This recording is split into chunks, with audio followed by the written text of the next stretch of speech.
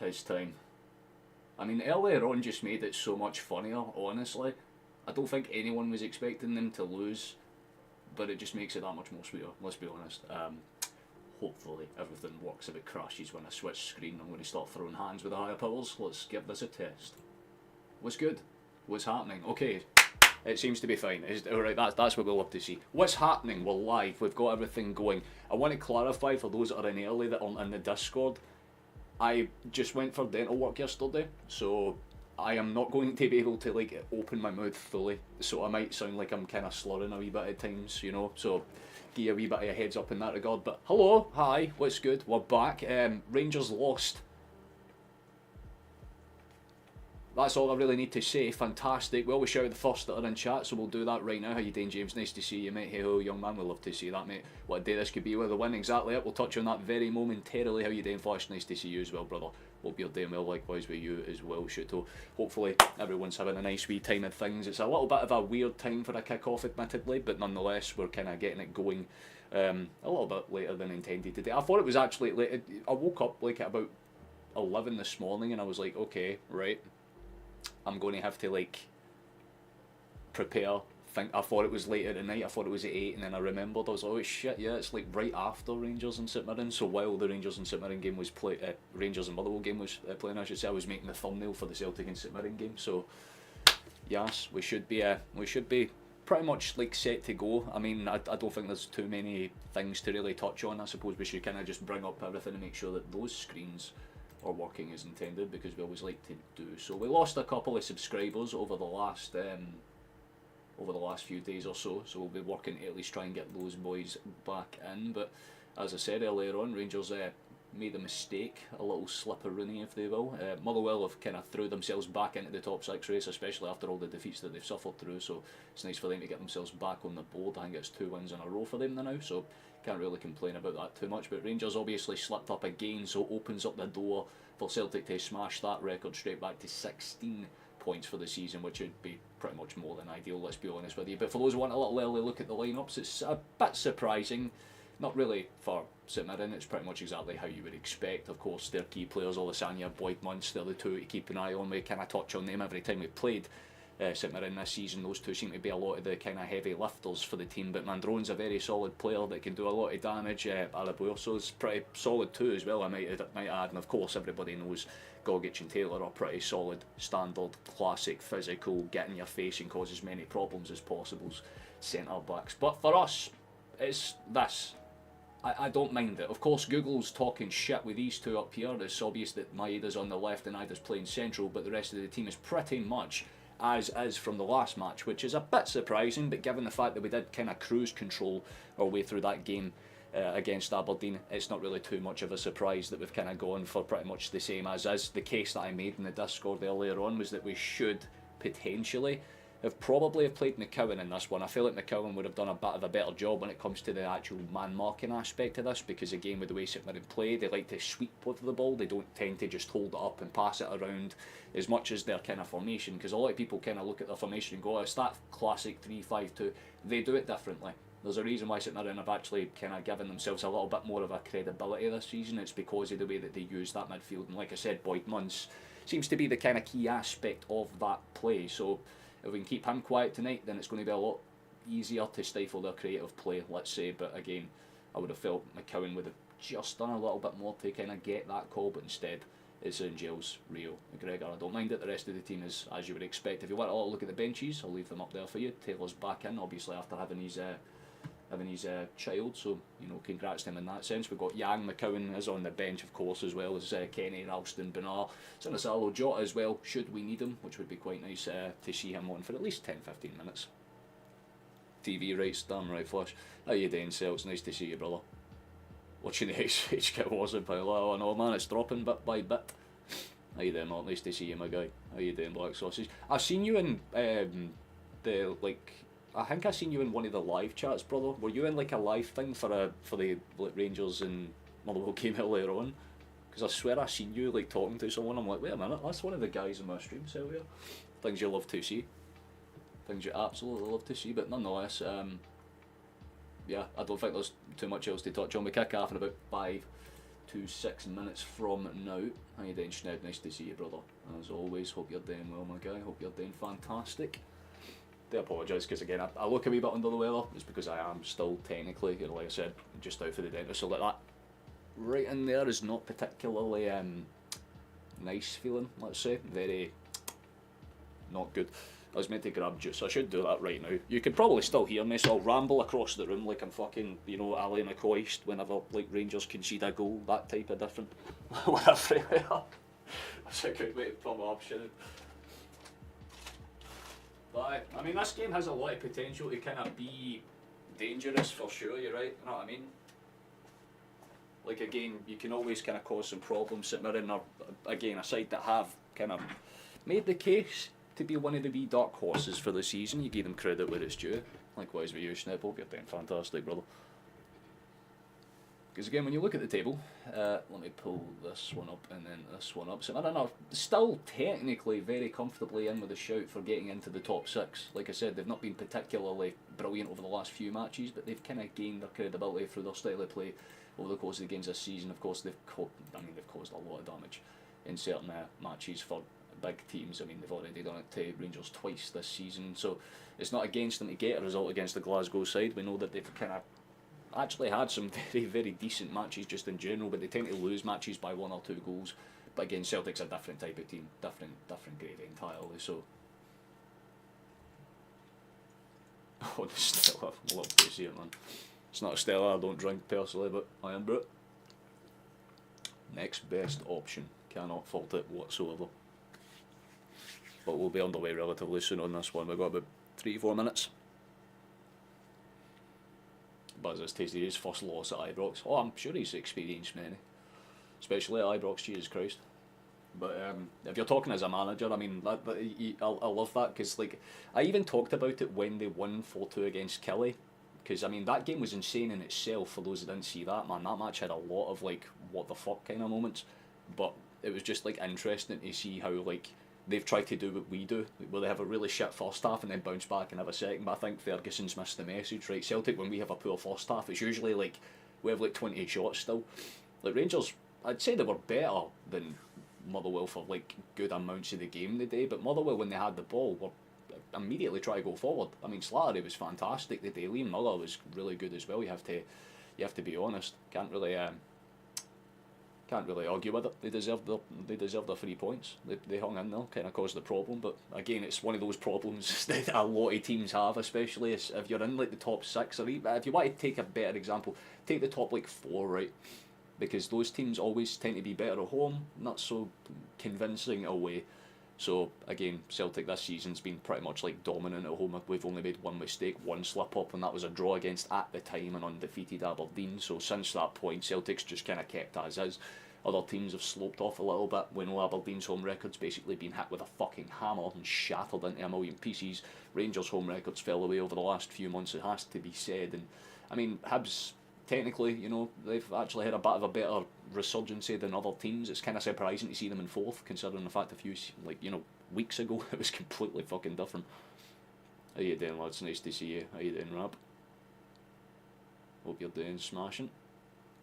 But if we go on predictions, Flash, I think this is going to be like a close one, because again, based on the way that we line up, and I'll read them out as we go, and then I'll give my predictions after that. 5-0 is a bold ass prediction, Rob. I do respect it though. How you doing, Robert? Nice to see you, man. Even in all, need a good performance here, so Mirren can do some damage. Definitely, 100%. They can cause some problems.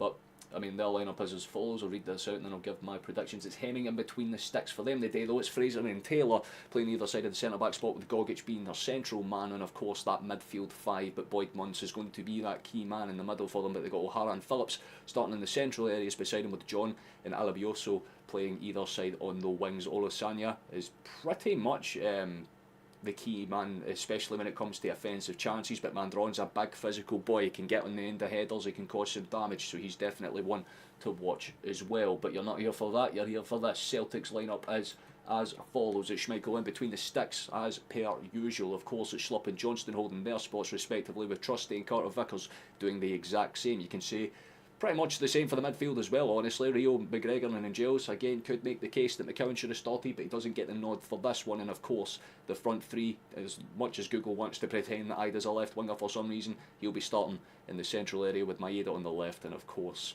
Kuhn on the right. We've got some good bench options should we need them, should we rely on them. There's definitely problems that we can cause with that, you know, bench. I'd like to see some minutes for Kenny. If you're actually asking me honestly, I'd like to see him get some minutes, but chances are we'll probably take Ida off and then just switch Maeda into the central area should we need them. How you doing, Hitman? Nice to see you, brother. 3-1, you're going with 4-0. Some bold predictions.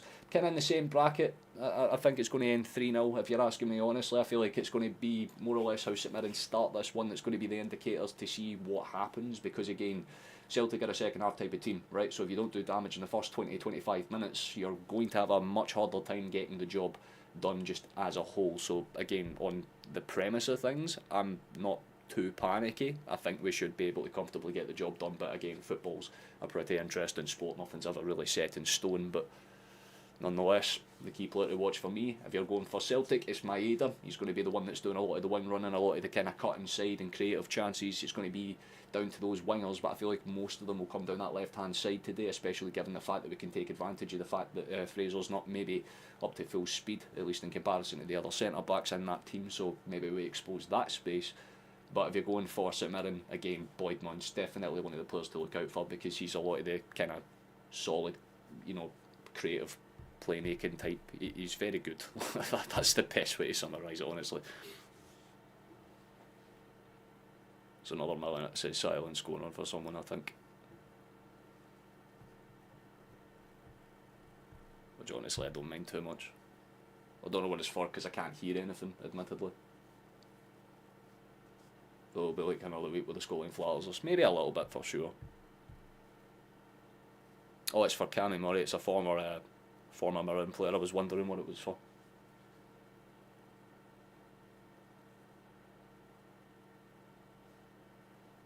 Oh, rest in peace, Biggin. Hope you're resting easy.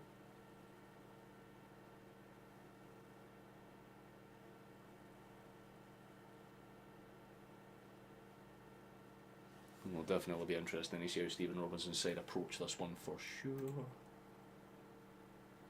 Let's refresh, because I don't think we've kicked off yet, unless I'm like really delayed.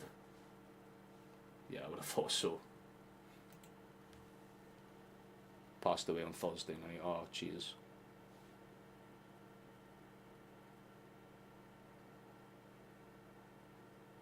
That's horrible. You always hate to hear whenever a legend passes away, especially in the Scottish game. There ain't many of them, so kind of sucks because it feels like you're doing a minute's applause for someone dying or passing away every week at this point.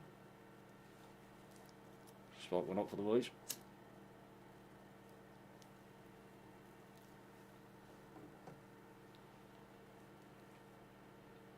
But we do thank all the early birds that are in here to join us in the early stages of this one. We'll be underway in about a minute or so. Do apologise for the slight delay, but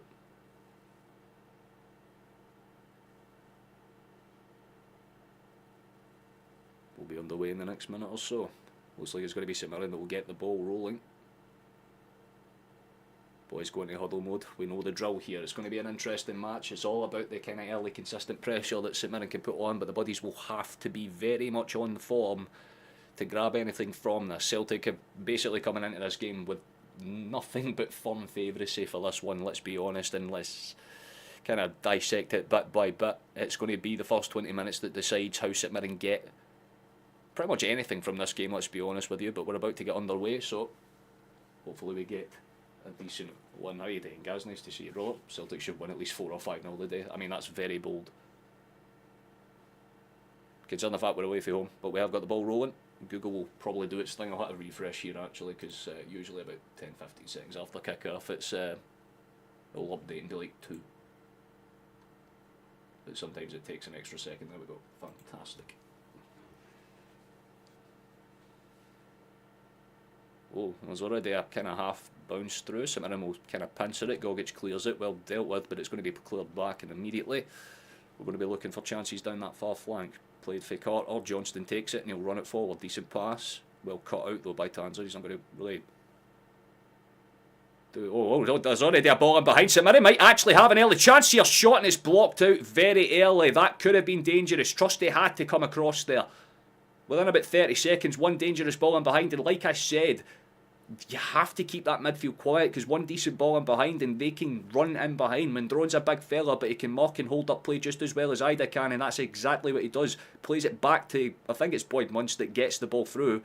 And thankfully Trusty's there to kind of get a leg on it. That could have been dangerous, man. It kind of popped up and I think it bounced back half as a minute play because it'd been clear for a goal kick. But immediately they'll try to break down the wing, and like I said, they know the first 20 minutes is when Celtic is at their weakest, so they're going for this out the gate. They do well to get it past Rio. Schlupp steps in to cover it, well played into space, cut up and away. Shot from Mandron and it goes over the bar. It's a bit of a dangerous start. You don't want to give them too many chances like that, even though it wasn't particularly threatening in the end. Mandron does well to kind of pull away for Carter and get his right boot to that one on the volley. Sails over the bar, thankfully for us, and we kind of survive an early scare.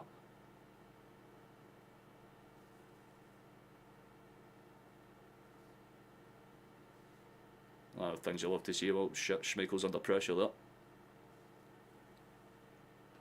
Don't like the early stages of this. St Mirren's basically gone for a full counter press, but that ball's bounced out in our favour, and Ida can knock that forward. Does exactly that. Johnston's got it.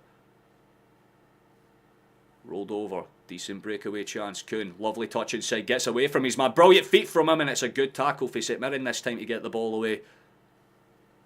2 attacks for 2 separate teams in about 2 minutes that could have potentially worked out very differently, but 2 good defensive blocks on top of it all make sure that it stays level for now. Ball's going to be exchanged across. Bit of a loose touch. It says that Ida's on the wing, but he is playing centrally. I should clarify that, by the way. My Ida's out on the left. It's just Google's very stupid with its stat sheets, I guess. I should ask for those that are in here early, please like the stream. It puts us in the algorithm, gets more people in here. It's a lovely cut across, might be a chance, takes a big bounce. Oh, okay, I think there's a corner kick for us. Not too sure. How you doing, Irishman? Hope you're doing well, my boy.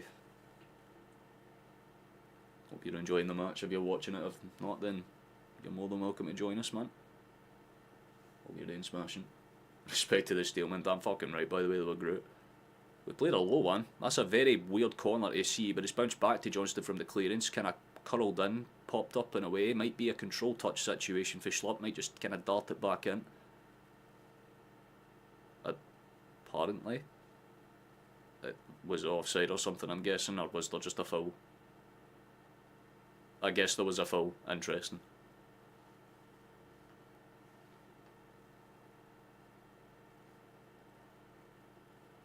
Fair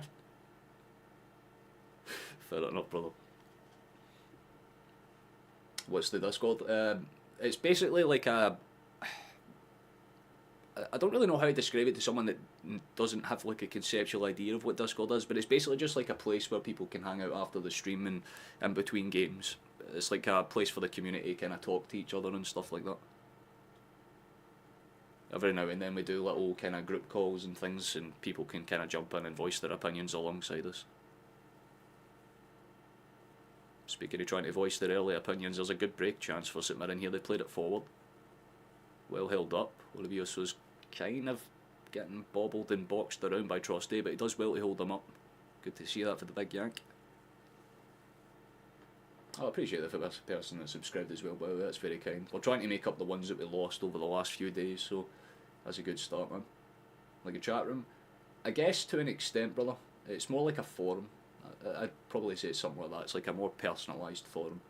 You get like custom emotes and things like that, and obviously whenever we're doing like certain like events and group calls, things like that, you know, you're free to join those. They don't cost anything. It's not like a, you know, you need to be a member or anything. Totally free to join. Rangers are in an absolute shambles. It fucking feels like it. We kind of knew that when they had Ferguson playing charge. That's a good break forward for Maeda. Hold on, chance for us. Honored up by Fraser, but it's going to be played across. Good touch. Run it. McGregor to Johnston. More or less playing as a right winger here. Should just cut this inside, try and form a chance. Goes inside with a bit more of a direct pass. It's going to bounce out and it's going to be just comfortably out for a throw-in. I'm not bothered at all, brother.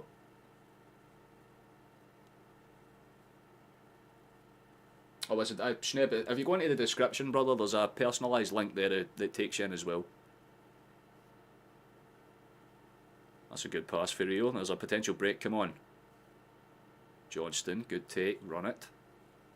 Lovely feet for Kuhn, just kind of runs across his man, opens it up for Slop, who might actually have a crack here. He does have a crack, that's a bit of a... I respect that.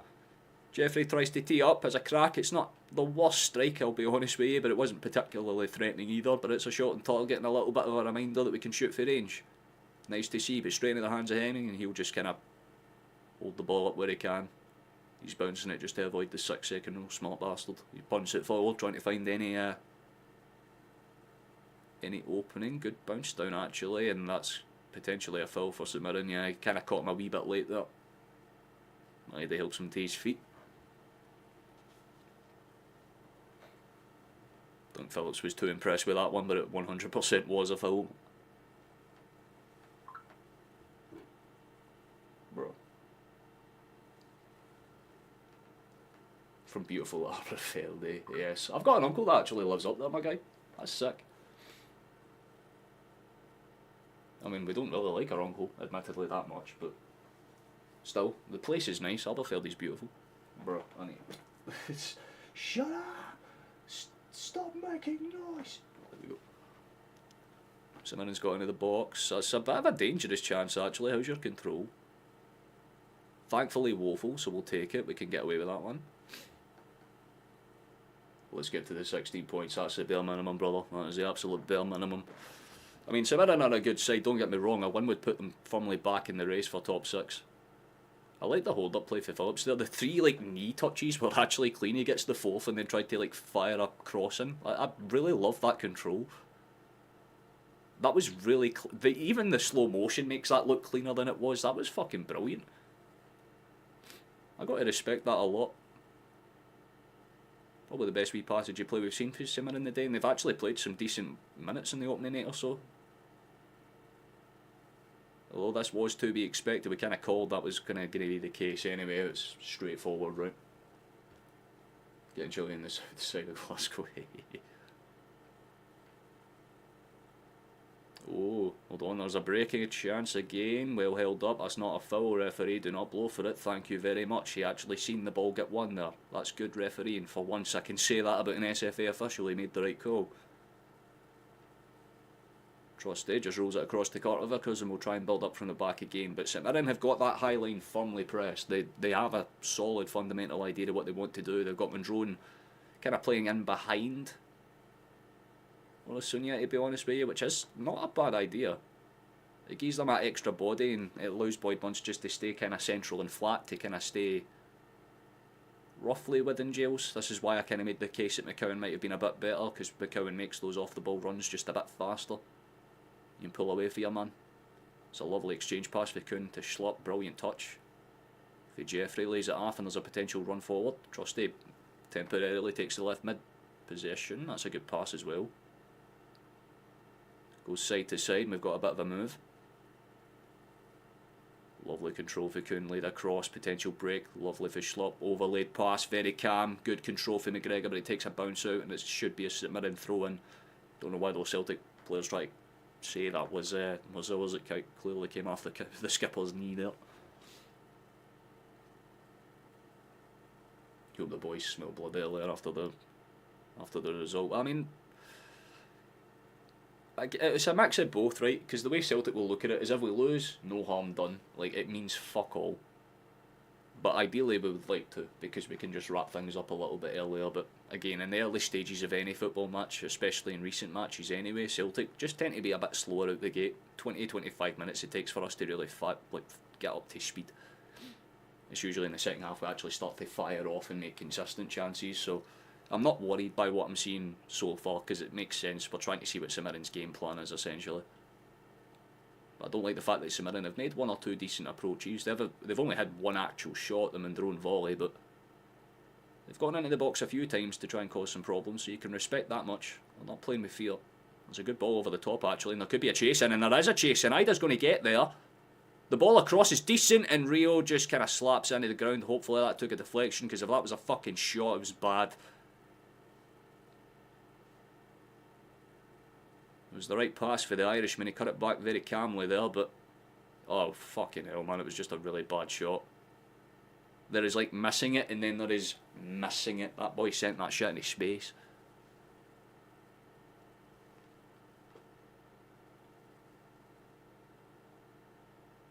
It's not how mathematics work, guys. There is still plenty of time. There's 4 games, and then the 5 games split. There's 9 games, so 27 point swing. Celtic, as of now, would still need to win about 3 or 4 more match days. And that's if Rangers, like, draw in, like, 2 of them or something. It'll be wrapped up by match week 30, I think 34, 35. On current pace if it's just win, win, win. That's a break. How's your control? Somebody keeps that under his feet. Brilliant stuff, he doesn't. Schlupp does well. Oh, that is brilliant. What for Jeffrey? Does brilliantly there as well. Get past his man. That is brilliant. Oh, that would have been so fucking nice. The off-the-ball movement for Schlupp there was genuinely tremendous, because he wins the ball back after Maeda gives it away and manages to get past one man, steps beautifully past the second, gets to the byline, plays it back across to Dyson, who's making like a direct diagonal run. Once again, just the second time in as many minutes, just a slightly askewed shot for a Japanese man. That one's a lot better though, just over the butt. Love that football for Jeffrey though, that was very nice.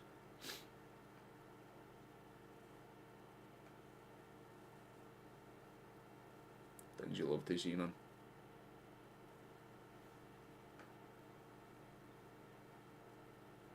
Hey, good pass. Oh, lovely for McGregor as well. Actually, just kind of stands when thrown up. He just, even when thrown, just kind of step back like, do you know what, fair enough, you can take that.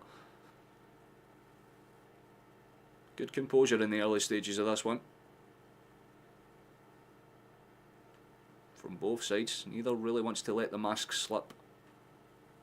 Schmeichel. Calmly plays it out. Carter inside. On. Haven't seen too much for the Belgian early on. I'd like to see a bit more here. Yeah, probably better to go back there. Played across to Trusty. Quick exchange has to happen though for this point.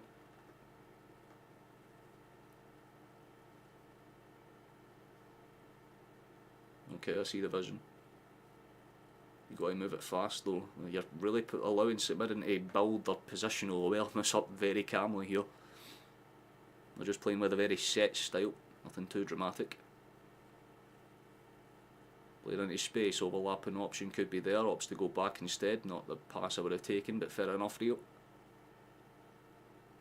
Carter, played across to Johnston, cut inside for McGregor, the skipper's going to have to look for a direct pass, lovely backheel layoff actually for Angels, who just takes the ball, rolls it off towards Rio, and there's another break down that side, Atati lays it off, Schlupp.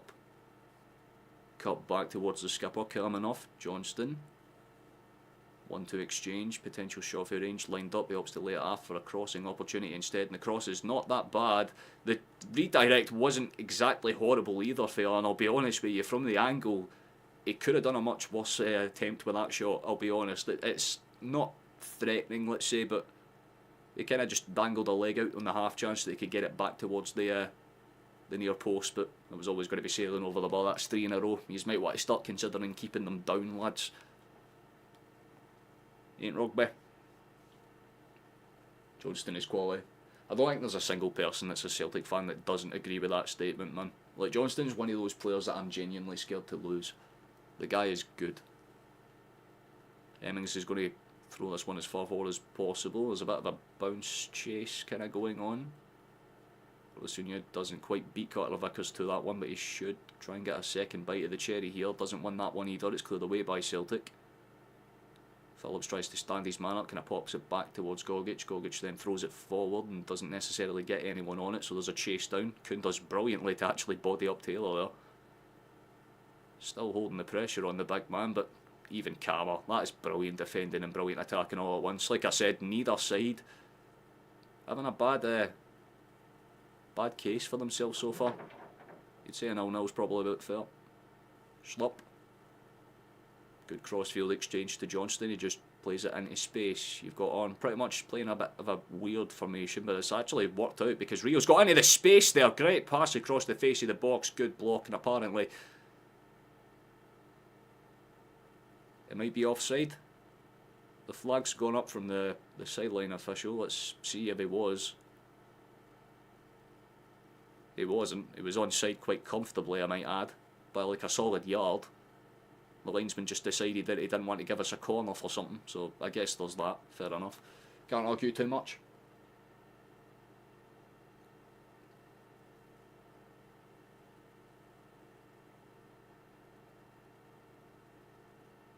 If you shout goal and there is no goal. It depends. Well, I wouldn't do it if it's like, you know, 1-1 in the 95th minute or whatever. But, like, anytime I try and fucking speak to chat, immediately there's a break chance. St Mirren have got down the left-hand side here. They're going to hold it up. The ball into the box was potentially dangerous, except it was just kind of on the outside premise of it. McGregor kind of cuts it out, and now we're on a break of our own. Good pass for McGregor, but he just puts too little on. It's going to be cut out by St Mirren. They'll do well to body that one up. Sent forward, good hold-up touch from Mirren. Phillips sends it forward, trying to find a run through from Alisanya, but it's not going to really make too much sense. Cam, comfortable, played back. We'll go again. They ain't had too much of the ball, St Mirren, but they have intentions when they have it, so you give them credit where it's due. Robinson clearly has an idea for what he wants his men to do.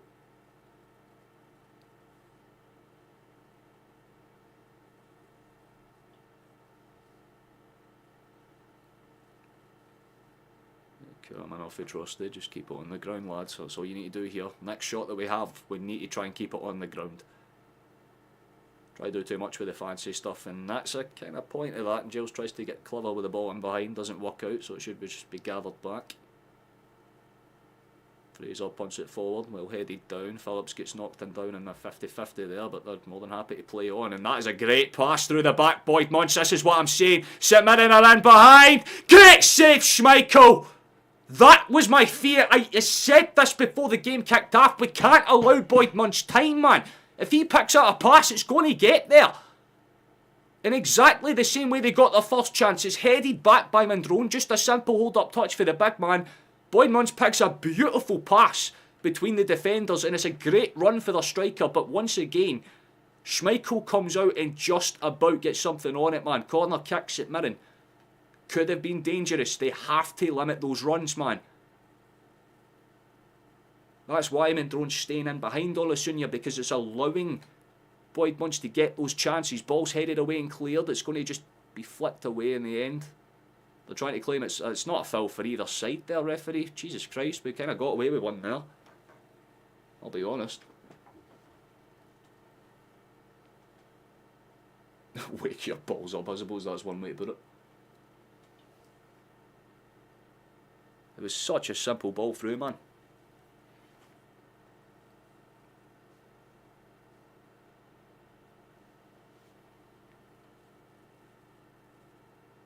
Got to keep the limitations calm here. You can't give that midfield time.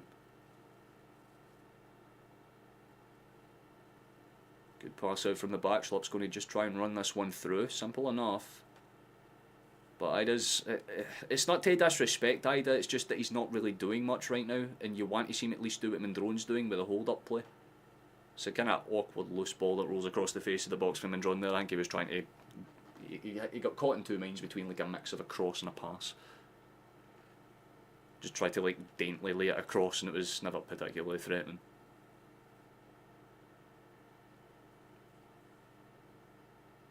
I don't like the fact that it's been very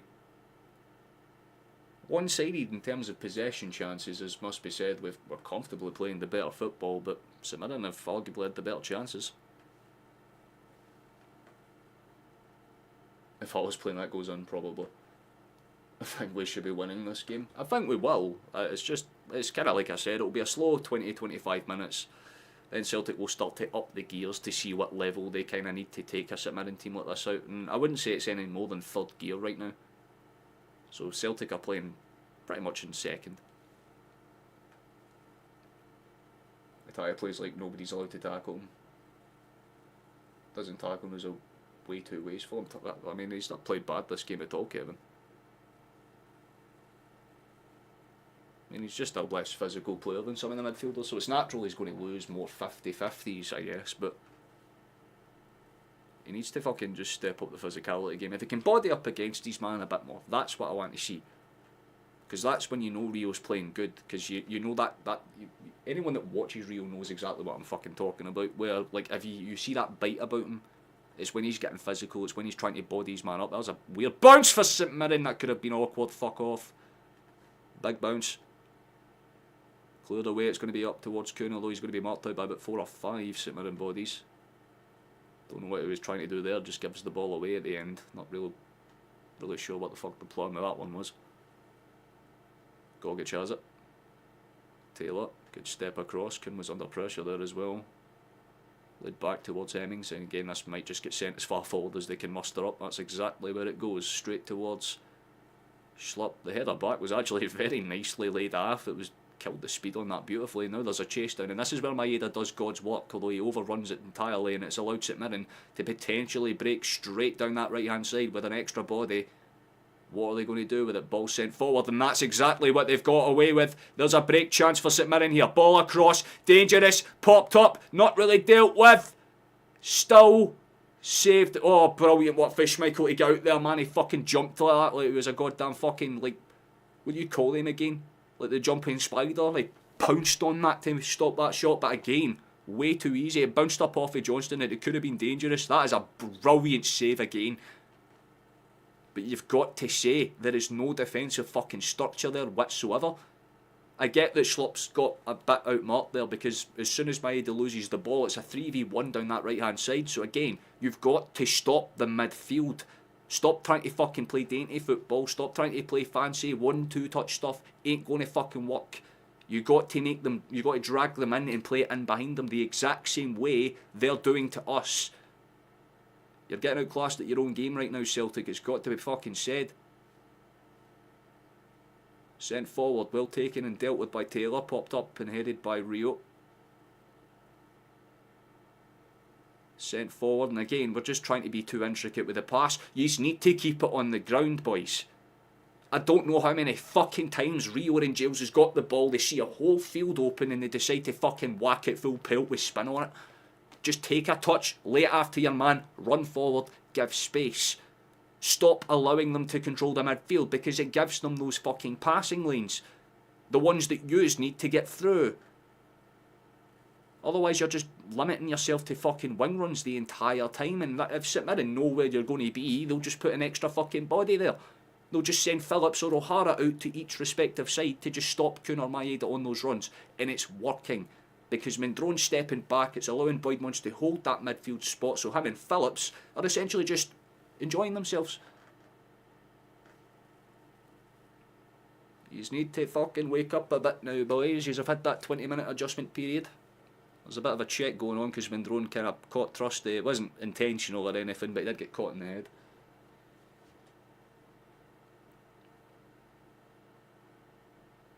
Thank God for Viking power.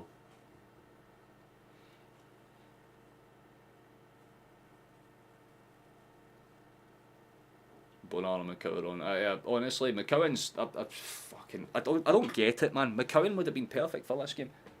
Said it before. As soon as I seen the lineups, I'm like, I get why, because Giles and Rio were great against Aberdeen, but Aberdeen aren't midfield based. They play with 4 at the back, so you can afford to be a wee bit more technical and less physical way, like Allen and Rio. But when you're up against like a clearly advanced and experienced midfield and St Mirren's type of lineup, you've got to have someone in that team that can at least mark the fucking man. And the one that does that the best out of our midfield, McCowan. Like I said, he would have been perfect to mark up Boydmans, but it looks like Trusty might be coming off. Scales is warming up. Not exactly what you want to see, but it's a potential early change. He is bleeding. He did get caught quite hard based on the looks of it. Was it Megan that just fucking messaged me there, I'm guessing? It was. Don't you love to see? Yeah, Scales is definitely going to be coming on for fucking sure. He's got the wee headband out and everything.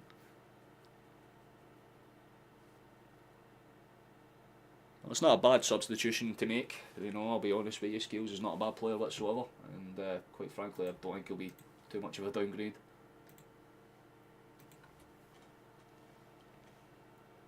I guess while we're doing this change, I should do this little bit of a plug. Let me like fucking zoom in. What's good, gentlemen? Please consider subscribing if you haven't already. It would be the best. What the fuck? All those messages just came through at once. What's happening, man? Scales better be on it if it comes on. Definitely 100%. McCowan would be marking up like a sharpie. He'd tell you he's waiting to cross the road in Tokyo. Feel that. How you doing, Megan? Nice to see you, love. I'd literally just seen that you messaged me there. How you doing, man? It's been a while. Hope you're doing okay. Hope everything's working out and going as intended. McCowan would be, yeah, no, McCowan definitely should be the change, 100%. He always looks exhausted when he gets dominated.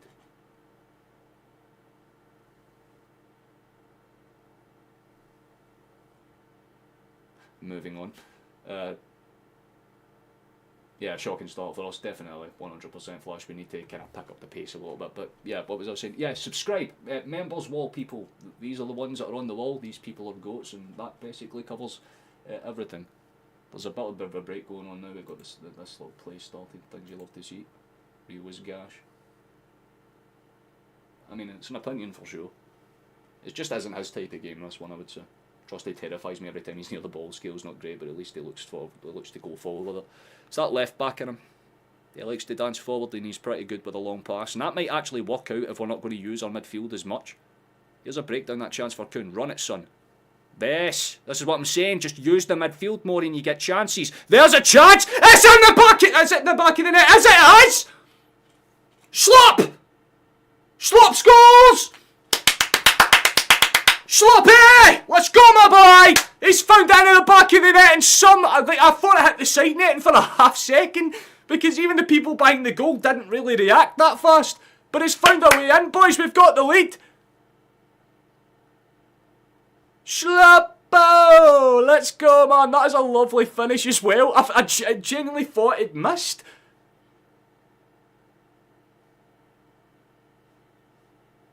Oh, that is so well fucking taken, man. I mean, St Mirren's like stadium camera angle there did not make that look very convincing, but it came back off the far post and back in. That's why it looked weird. But it hits the far post, bounces off and into the side fucking net, and beautiful, beautiful slap. Oh, bring me joy in my heart, keep me slapping. Let's fucking go, son. His first goal for Celtic, and it's a fucking brilliant one as well. Greg Taylor could never. That's all I need to say.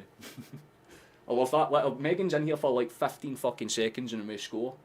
Do that more often, thank you very much. Good shot, it genuinely was. I don't know how my brain perceived that as like a miss. But things we take.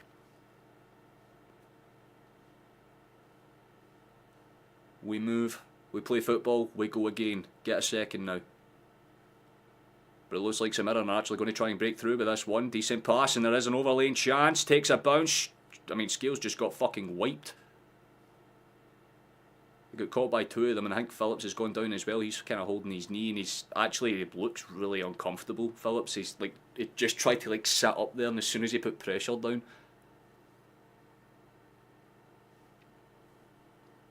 That is an awkward one. Fucking sloppy. I love that, man. Just gets involved with the play, bounces out like that. It's very very physical, this game, it has to be said. 100%. Jesus Christ, man. Taylor would have passed that back, exactly.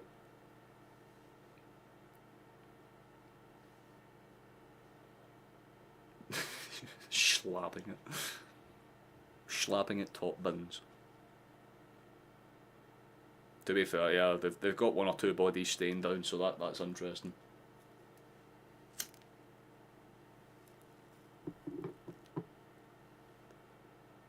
It just didn't look like a threatening shot. Like, anyone that's watching the game, do you see what I'm talking about?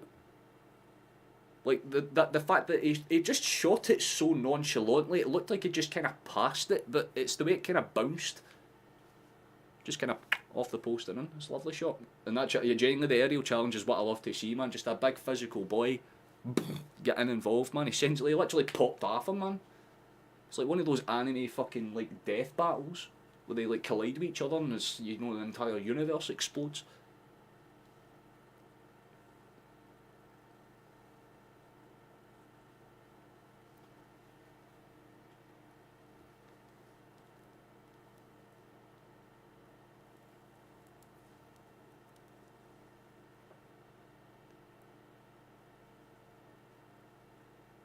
Rabios was on his feet. That's good to see at least. Wait, it's a St Mirren free kick. I thought Scales got fucking clotted and that's why it was... I'm slightly confused by that. That was like a genuine 50-50, but they've given it St Mirren's way. Right on the edge of the area. This is not good. We don't do well with set pieces. Hold up a second, they might actually do something with us. It's in prime fucking territory to hit it as well. You can peek it under the wall, but Maeda's now lying down there, so the referee warns him, you have to stay there, you can't move now. So he's just waiting to see, he's trying to see what one's going to shoot it. Let's see what happens. Looks like it's Phillips that's got to take it. He's the one that won the foul, I guess. Let's see what happens. Oh, it's a quick free kick! It's a beautiful free kick as well! Oh, it's a brilliant goal!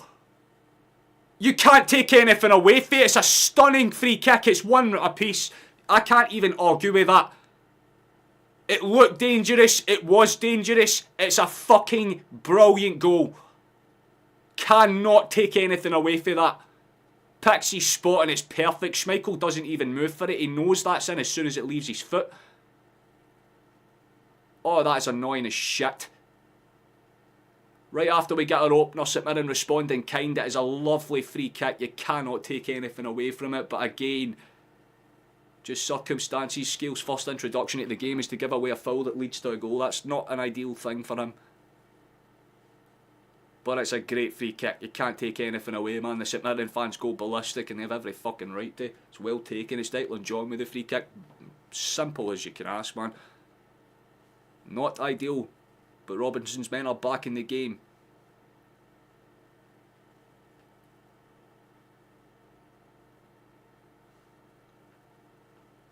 Thought obstructions from decisions were an indirect free kick. They must have just given it as a foul before they stopped the play. That would be my thinking. I thought they'd stopped it for a thing like that, but apparently not. So can't really argue with it. We kind of made our own downfall there, but it's about how we respond. We have to go again. You can't argue with a class goal, right? It's not a scrappy tap in. So you have to look at it like that. But it's not ideal to get a lead and then immediately fucking fumble it, so spin it back up again, boys, start playing some football. Didn't expect that. No, to be fair, man, like the free kick was in that type of range where you know if there is anyone that's technical enough, they can get that up and down over the wall comfortably. But it was just perfect. Like, you cannot ask for a better free kick after left foot than that. Like, as someone that's left footed, it's exactly what I was expecting to see, and it's exactly what he did, except it just hit the bar to make it look that little bit nicer. And even though they've had less than 20% of the goddamn ball, they've still forced as many chances as we have. It's that time old saying, it's not about the length of what you have, it's about what you do with it. And even though they've only got 20% of the rope, they're still more than happy to pull their weight. So you give St Mirren their credit. But we need to start playing some good football of our own here. Good movement. Johnston played out to space, decent touch, runs it to Kuhn. Overlapping pass was stunning as well. There's a whipped cross across the face of the box, but Hemmings is more than switched onto that, just kind of steps out, covers his man comfortable enough. Just landed into walking we've conceded since you left. Well, to be fair, it was a nice goal. I can't really argue with it. It's a genuinely well taken one. Scales is dreadfully one. Oh, come on, David. It was like interluded by two St Mirren players. Like, obviously, it's going to be a bit difficult to get out of that situation without giving something away.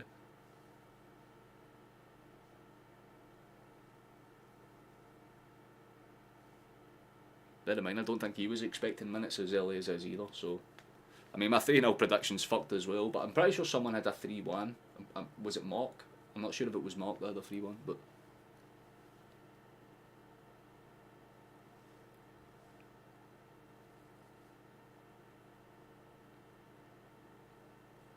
Damn, this chat has turned on the team real fast. Come on, boys. Have some optimism. They have saints in their name, of course they're going to be blessed with fucking luck.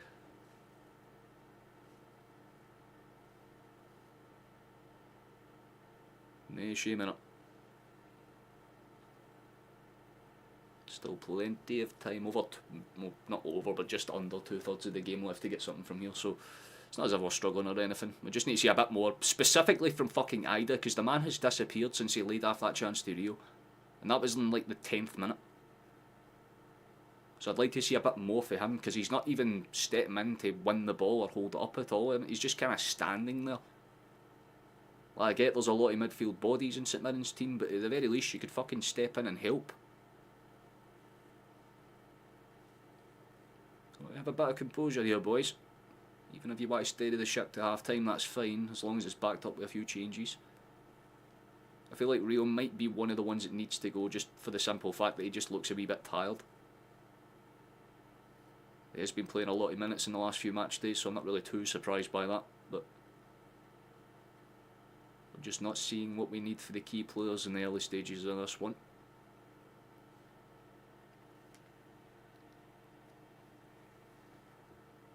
There is a break here. We'll see what Scales does. That's a loose pass for the big man, but he should recover it. Does brilliantly with the recovery, in fairness. It's a stupendous pass. There's a breakaway chance. Celtic will keep the pressure. Slot once again. Fucking brilliant shift for him, man. Got to be man of the match so far. Big Jeff.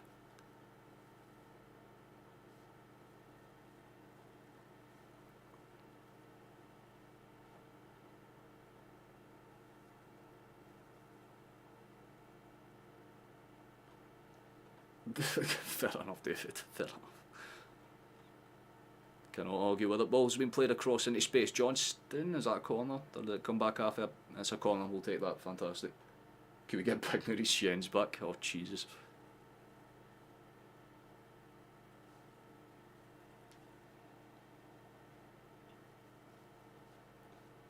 Oh, corner kick chance. It's within that territory to do some potential damage. Set pieces haven't particularly been our strong suit, but Scales has actually popped up with a few corner kick goals, so if he wants to redeem himself, there's an easy way to do it right here.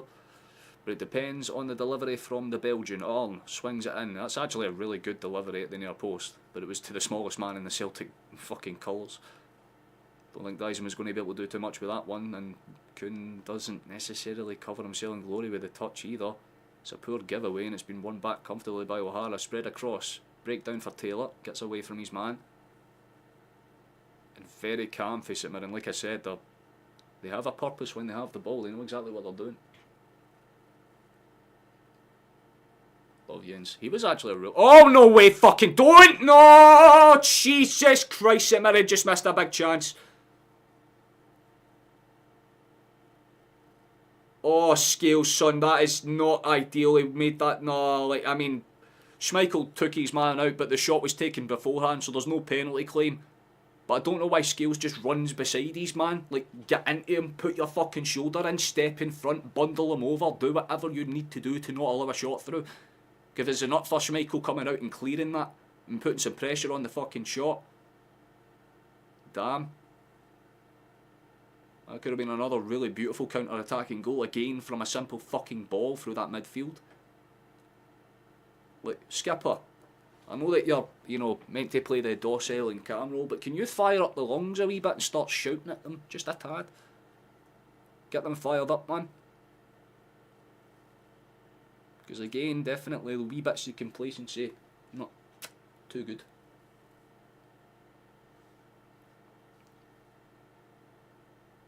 Scales has to get a hat-trick or something to redeem himself, imagine it. I don't believe my eyes. Scales has just scored a screamer for 65. Look, what would happen? I just want to see him have a bit more of a calm performance in the second half at the very least. That is a lovely touch. It's not great for Ida. Man, your hold-up play is usually your best fucking aspect to your play, my guy. It's like the one thing you do well and it's just not happening.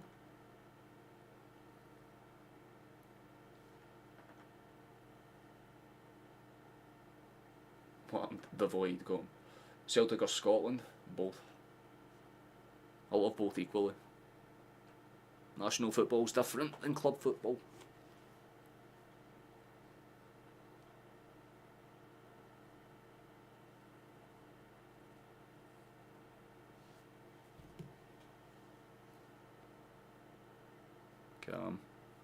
Skate. Oh. I was going to say, man, you better be bodying that for a reason. It's a goal kick for us, so we'll take it.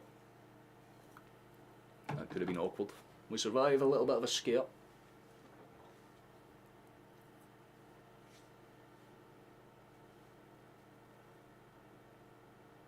Oh, good touch. Run it.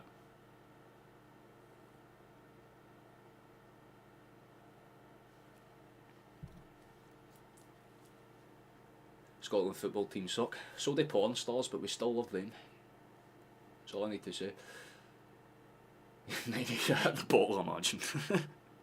Right, that's it. We're drawing with shit, man, and get the fucking bevies out. I need to forget. Decent pass forward. Here we go. How's your control? Not very good. Well taken by Phillips, though. Nice. Keep the pressure on him. Sent forward by Gogic. There's a chase down. Oh, fucking hell, man. Composed, schlup. Nice. Headed away calmly enough, but there's some pressure on. Dysing breaks away for his man, and apparently it's a foul for something. Fair enough. Don't know why the referee blew for that when you could have just let us attack, you prick, but... I mean, even Rogers is kind of shaking his head. He's like, we had literally just a straight run down that left-hand fucking flank and pulled back for very little reason there. We still go down that way, their side. Finally with a hold-up touch. There we go, big man. Better. That's what we need to see a bit more of. Calm enough. McGregor, spread across for Carter. Do not go backwards, you pricks. Simple run forward. Here's Kuhn. Step inside. It's not good at all there. The ball across is slightly conspicuous. Schlupp should just try and force it into the box if he can for here. Dyson. Good run. Taken down. That might be a penalty. Referee does give a penalty. It's a slightly soft one, I'll be honest. Unless that reverse angle shows clear contact. It looked like there was a potential... I'm not too sure what to make of that, honestly. I really don't. What the fuck? Oh, thank you, Flash. That's very kind, man. You really do not need to do that. But to everyone that said just been gifted one, welcome. Oh, he does. He catches Maeda's ankle. It's a penalty. I thought he'd won the ball at first. So who's joining us? Let's see. Paul, thank you and welcome, my guy. Ouija, welcome back, brother. Alan Burns, likewise to you. Dirty Sanchez, what a great name. Welcome. Hope you enjoy your free membership. You can thank Flash for that one. Very, very kind. It is very soft. There is contact from the reverse angle. I can see why St Mirren would be pissed off with it. It is a penalty by the book of the game, by the laws of the game, because he doesn't win the ball, he wins nothing but the man's ankle, he brings Maeda down. It is a penalty. But it's one of those softer ones where you're like, for fuck's sake, like, do you really need to give that foul away though? I think that will probably be what gets under Robinson's skin, especially considering the fact it's right before half time as well.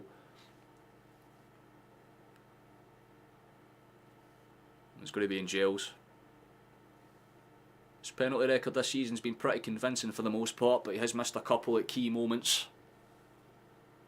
This would not be the time for it to happen, especially given the fact that this would be a very good time to grab a goal right before the kind of stakes at half time. You kind of go in with that 1-goal lead restored. It's not as miserable considering the fact that St Mirren have actually played a respectably good half. But it's going to be the big Belgian to step up. Slot it, son. No problems, no faff, no fuss. Do not miss it, I swear to God. And Gels. Down the middle. Calm and composed. It's 2-1. Cannot argue with that. Simple, calm, composed. Beautiful penalty. Sends the keeper the wrong way. Gives him the eyes. Just sends Hemmings the other direction. It's a very, very calm penalty for the reverse angle. Actually, just kind of rolls it down the middle. I think he just set himself. You call that the divorce shot, you know what I mean? Because either way, you're going to have to be forced to go one side or the other. You know, that's the way I'd look at it, and that's exactly what he does. The Belgian bops 1 in, 2-1 for us. It's honestly, again, I have to say, very soft, but it is a penalty by the book of the game, so I'm not guilty about it. There'll be 5 additional minutes just to make sure that the kind of stoppage for the penalties and all that stuff are factored into it. And I mean, hell, if Celtic grab a second for this point and make it 3-1, then it would be very, very hard to see St Mirren finding a way back. But again, they have been playing some very, very decent football. Much, much better, just as a whole, 100%, man, cannot disagree. Okay, lovely, nice. Sound, love that for Carter. Sent forward, bit of a chase down, headed up and away. There's a bit of a thread pass potentially. No, Gogic is just going to header that one with all the force of the fucking sun. Stick with the rules, ladies and gents. Suppose if there was there any early calls? Honestly, I've never seen any, but if there was, then please respect it for about 20-30 seconds, so hold off for about a minute if you can. You missed the action, what led to the goal, and was our goals good? Their goal was just Scales getting involved in a challenge. I thought it was stopped for like a obstruction type challenge, so it's usually a drop ball, but they just gave it as a straight up foul for St Mirren because it was a foul on, I think, Phillips. And then John just, it was a lovely free kick, can't take anything away from it at all, it was well taken. Our goals though, very, very nice, can't really argue with it. The first one for Schlupp was genuinely really nice, and the second one there was just a very composed penalty, let's say. Just picked his spot, rolled it down the middle.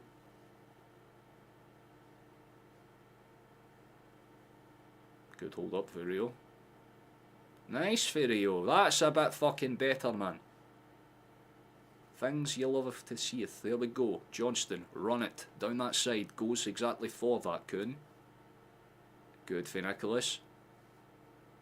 Brilliant, brilliant pass. Love that. Schlupp out towards Rio again. They seem to be doing what's necessary. Spread across. How's your touch? Quite nice, but very well dealt with. How's your control? Nice. McGregor. Look for any openings. Just opts to lay off instead. How is Big Jeff playing? Like the biggest player on the pitch. Man has been an unbelievable presence in this game. He's popped up with a goal, put in some really good challenges, won a lot of aerial duels. His passing's been very, very nice for most part as well. He's only given the ball away once or twice through really silly mistakes, but besides that, he's been pretty good. I'd say like a solid 8 out of 10 for him. Everyone else is maybe like a 5 and a 6. He's definitely the standout player in the first half for us. 100%. As Irishman's just said there. He's been mint. Minted like an old Pokemon card. It's going to be sent forward. Let's go. Play some football, boys. Scales runs it forward. Nice. Schlupp. Good pass. Touch for Arn is concerning, let's say. Played forward. Mandrone. Good ball. Good marking by Scales, in fairness. Tipsies, they're trying to say that it's a foul, but he just got tripped up on his own feet. I think they're all on you. Didn't look like Scales touched him anyway. Played forward. Johnston receives it after the back pass from Arn. Played out towards Nicholas. Where's the German going to go? Wants to try and bomb it down that right hand side. Just take your man and play it inside. Good, there we go. Rio cuts it back, and with about 30 seconds until half time, less than that, honestly, about 20 seconds to be real, that will be the case. The first half are wrapped up, done and dusted. Can't really argue with it. Celtic have probably rode the luck a tiny wee bit with the penalty call, I'll be honest, but again, by the rules of the game, as a penalty. What do you think of getting rid of Taylor and keeping Jeff if we can get the... Well, I think that is probably the game plan. 100%. Right, like if Schlupp plays better than Taylor and we know we can probably get him on a respectable fee, then wouldn't be the worst idea. The difference is because he plays for Palace, you know their wages are blown out to fuck, so it'd be a case of getting him to negotiate like a deal like Tierney's where he's willing to take a pretty fucking substantial pay cut. Ball into the box for St Mirren's half dangerous there, but it's always going to be cleared away by Carter for one for them on the edge. If we want to like negotiate a deal and try and get them down to about like 30 grand, 35 grand a week, I honestly wouldn't say no. I'd say it'd be better to pay that for someone like Schlupp than, you know, the 26, 28 that fucking Taylor was asking for. 6 extra grand, then you get a player that's Premier League experienced in Europe, very, very good overall footballer. And to be fair, he seems quite content at Celtic. He knows his role quite well. Half dangerous ball in, Mirren, have it, edge of the area, could have been dangerous. I like the fact that Kuhn took his risk to get there, but that's a great touch for Mandone. What a save again! Schmeichel has made at least 3 really good saves. That might be the pick of the bunch though, because Mandrone's first touch was genuinely beautiful there. Off the chest, he gets the shot away, and Schmeichel again sees that he's going to get that touch before anyone else, and he steps out, gives another fucking big dude. Tell you now, man, Carter and Scales need to wake the fuck up. It's the last chance of the half, whistle goes. Got to say, it's been a very, very weird half of football, but it ends 2-1. So, yeah. What the fuck was that, man? Very, very, very, very strange. That's probably the best way I can put it, honestly. But half time here, Celtic are leading this one. Somehow, you have to be honest. 2-1. God damn, that could have been awkward for us. 100%. Did we gain any more subscribers? We'll check just in case. We did not. Fabulous. I love that. The last 2 streams that I've done, I've gained -2 subscribers. Really makes you feel happy when that happens. I mean, a much better reaction in the second. Yeah, realistically, we need that kind of 10-15 minute stint that we had at the end of the first half, basically throughout the entire mix to the second, and if we get that, should be okay. So that's the way I'd look at it. You know, it's one of those, but I don't want to say anything with confidence. Oh, we've got 2 new boys in the Discord as well. Should actually open that up and check. Doo-doo.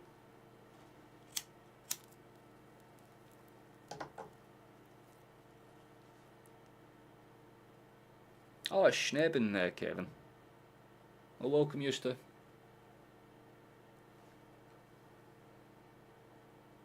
Hope yous enjoy yourselves in here. I'm sure you've probably taken a look around the Discord by now and figured out what it kind of is. There's a whole bunch of things. You get a bunch of different roles if you have like membership things and stuff like that. But for the most part, it's more or less just a place where you can talk shit about sport. Plus, you get early notifications when we go live and stuff, so you never miss any minutes. Man City are behind. Wait, what? Let me check. I need to check. I need to see that with my own face. 2 minutes. Manchester shitty. Let's see.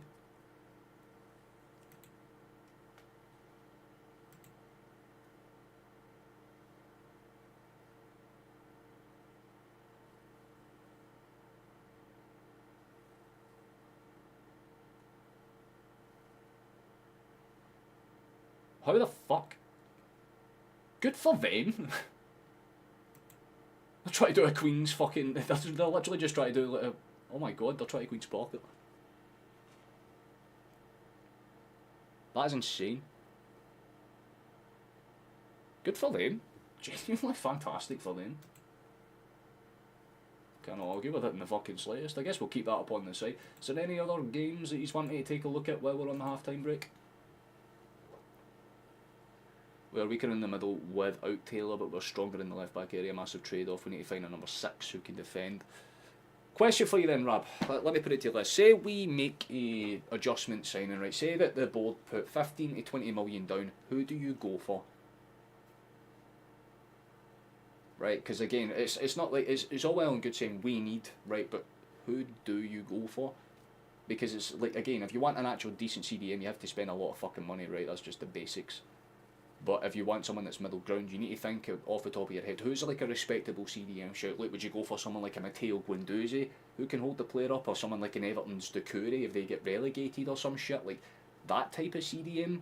Or are you talking like a prim, proper, steadfast, like I'm talking fucking, who's a great example, like an Ernesto Valverde, just there on that pitch specifically just to break legs, and that is it.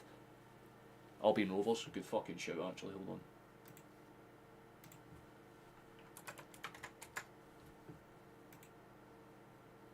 Let's fucking go, boys! Yes! Yes! We beat fucking Edo Sport, get it around them, I was not expecting that, fucking yes! We are so back, we are so fucking back, we are back, boys! We are back, we are back, we are back, we are so back, we are so fucking back, we are going to win it all. East Kilbride are starting to flop as well. Oh, let's go. Maybe a chance. It's not going to happen, but it's nice. We were like fucking 13th, like 6-7 match days ago. Hell yes, boys. I just love to see.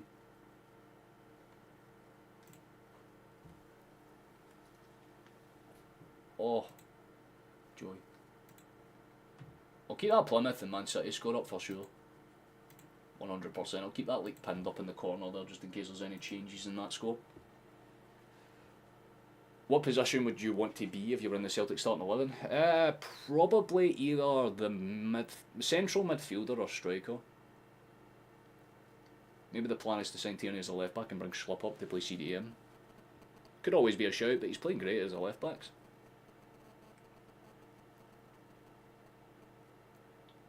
Sorry, Flash. I don't mean that wasn't the intention. It just happened. I totally forgot Albion Rovers were playing like we're playing earlier.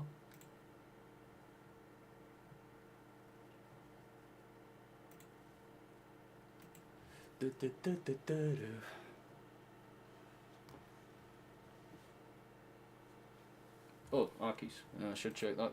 They were against Falkirk, right? If I remember right. Hamilton. Akis. Not actually had the worst result in the world, but that's going to be heartbreaking. You've conceded a last minute equaliser.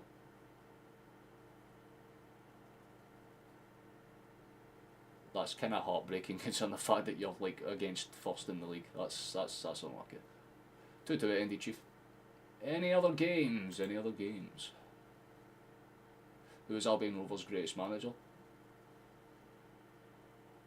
That'd be kind of obvious, right?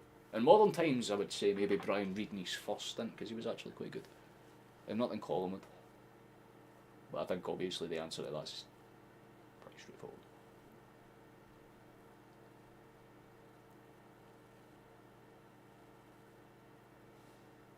Hooey.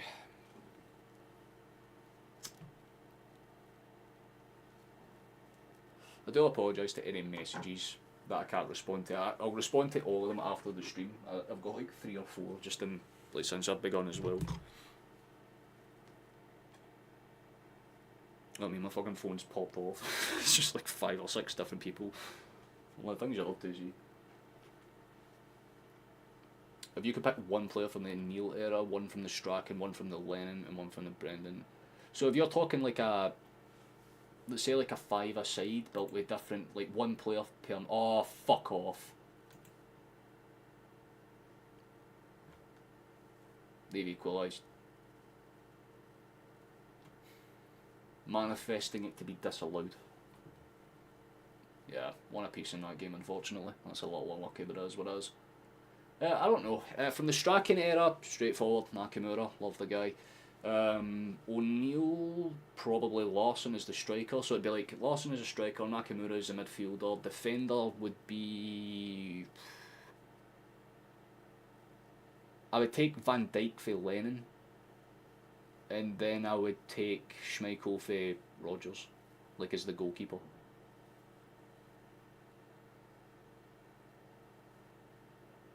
Oh, but if you're just talking overall, right, Larson is a striker, Nakamura in the midfield, Van Dijk is a centre-back, and then, I mean, probably Foster, maybe? I don't fucking know.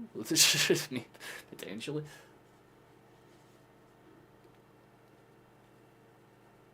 It's hard to argue with Nakamura, though. Like, he's just my favourite.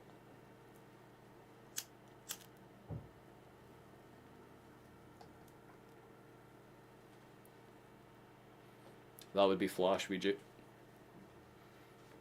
He does it every now and then for some reason.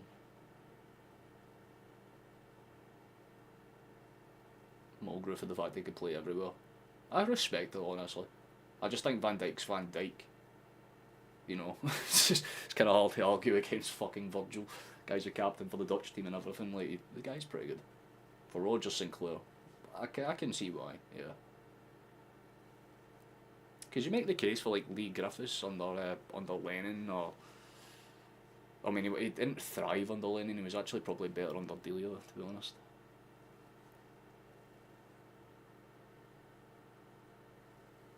Used to be a sci fan, not anymore because you keep on losing. What are you, American? I got the Mirren players kind of warming up in the. We'll get finishing the warmers, as you say. We'll be kind of kicking off in the next 5 or 10 minutes or so. That's half time in that game between City and Plymouth. All Plymouth managed to pull it out, man.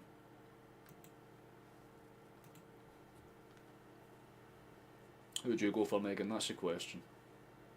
Like, if you're thinking like one player for each position from like each different thing, I mean, you build some great teams, honestly. Like, even if you kind of flip the role and you can't really choose the ones you would think of, you could still go for like a, you know, Chris Sutton or an Alan Thompson or something like that for like an O'Neill side, or a Bobo Balde, and you'd be like more than fine.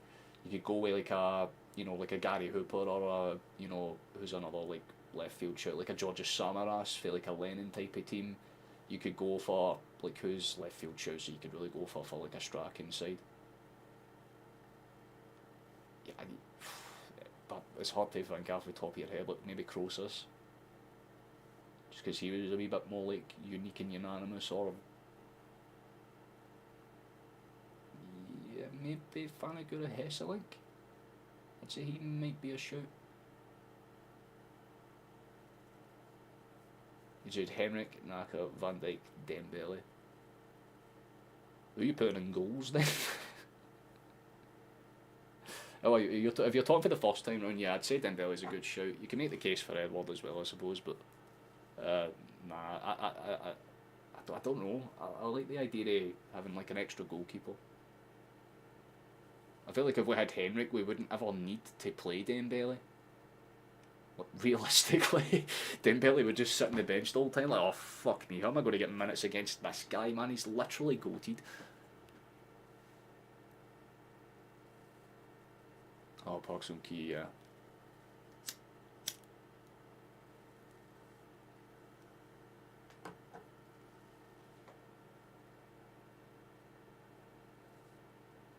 Fraser for keeper, yeah. Because a lot of people forget, right? We could go with Craig Gordon, David Marshall, right? Rob Douglas. There's a few respectable goalkeepers out, so you could actually be like, oh, no, it wouldn't be too bad, actually, you know, it wouldn't be too bad. The fuck does it Rob Douglas for?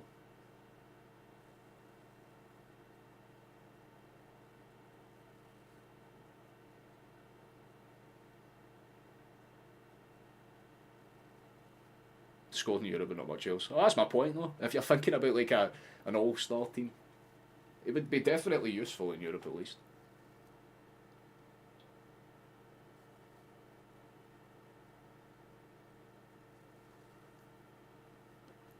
Nah, it's just one player that, like, from each position of the team that you could take from like a different like era of management. So like you take a goalkeeper for Strachan's era, or a centre back for like Lennon's era, or whatever you want to do, and you build up your best like 5 essentially.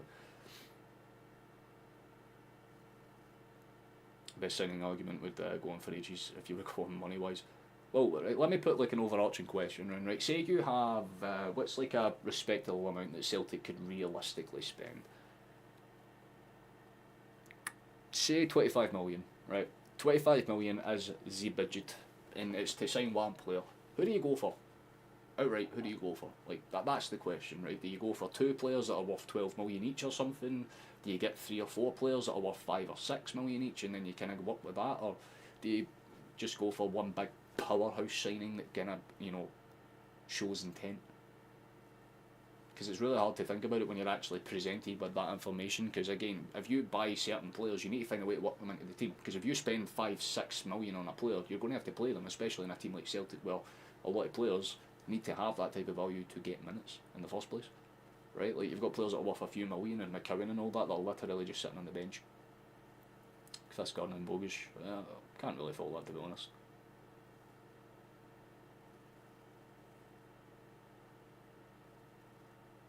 Would be Fraser always stepped up in the big games. Yeah, can't disagree with that in the slightest.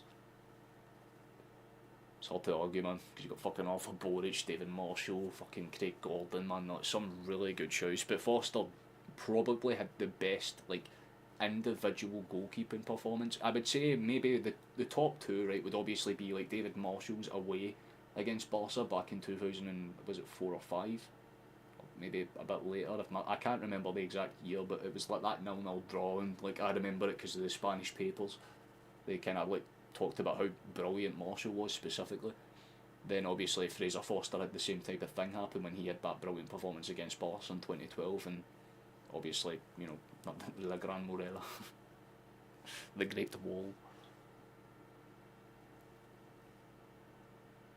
What's your top 3 signings of the 21st century? And top 3 transfers financially? Financially, out the gate, I would say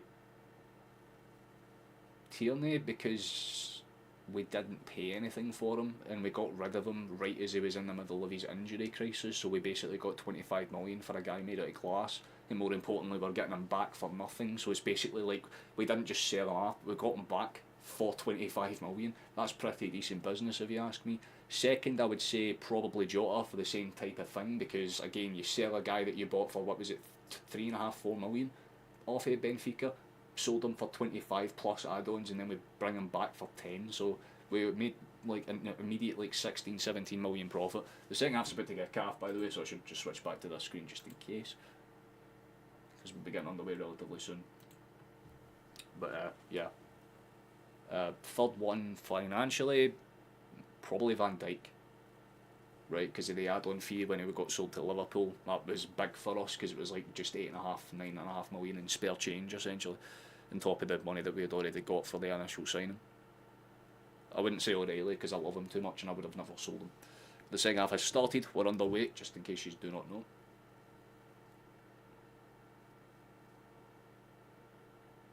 Apologies, performance against Milan, I remember that one specifically. Man United was funny because of the celebration after he saved that penalty.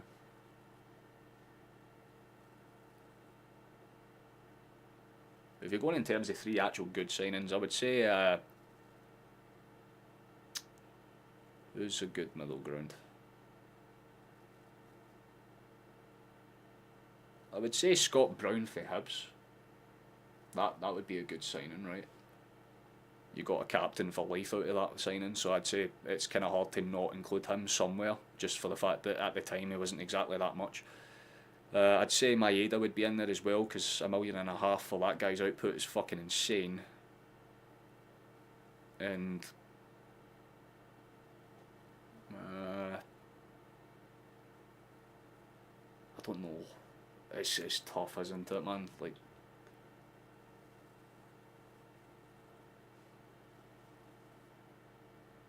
try to think in terms of like modern signings. There's not too many. That's the thing about it. You have to actually sit there and think.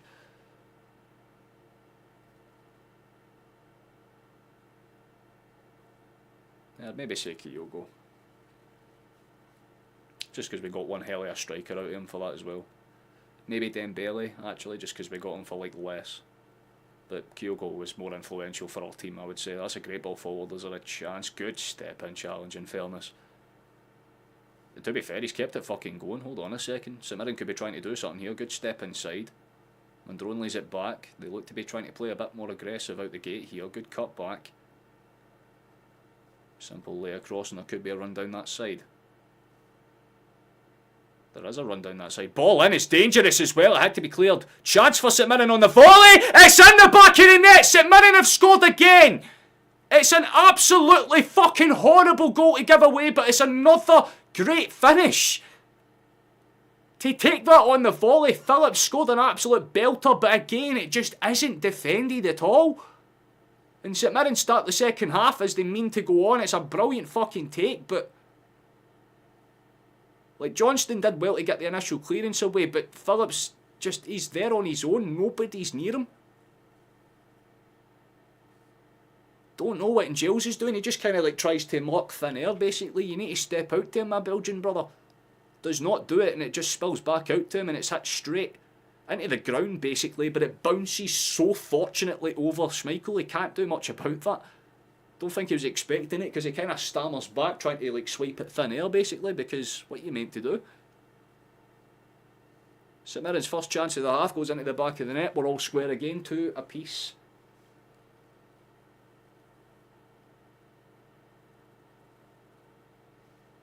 Not ideal at all. Rodgers looks a wee bit kind of concerned out the gate, and again with the changes that we did not make in that half, we're probably going to want to consider making them soon.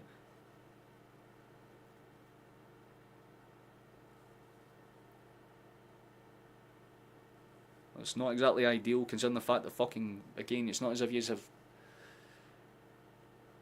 done anything particularly wrong there. It's just, again, the fact that nobody steps out. You got to do it a bit faster.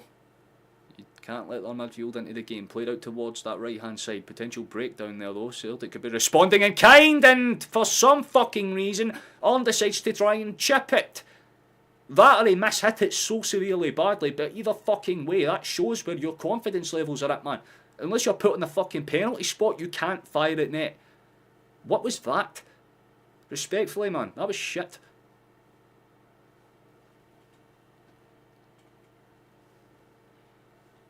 Definitely a difficult shot to deal with, 100%. Oh my fucking god, St Mirren have broke through again. They might actually be in for a third. Olasonia cuts it back, lays it off. They just about deal with it, Celtic. It's not particularly confident. It's a throw in for St Mirren as well, still.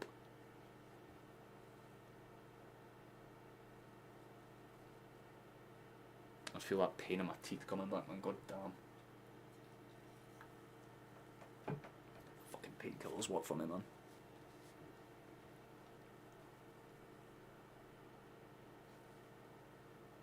Looks like there's going to be a long throw coming in here. Phillips to tee up.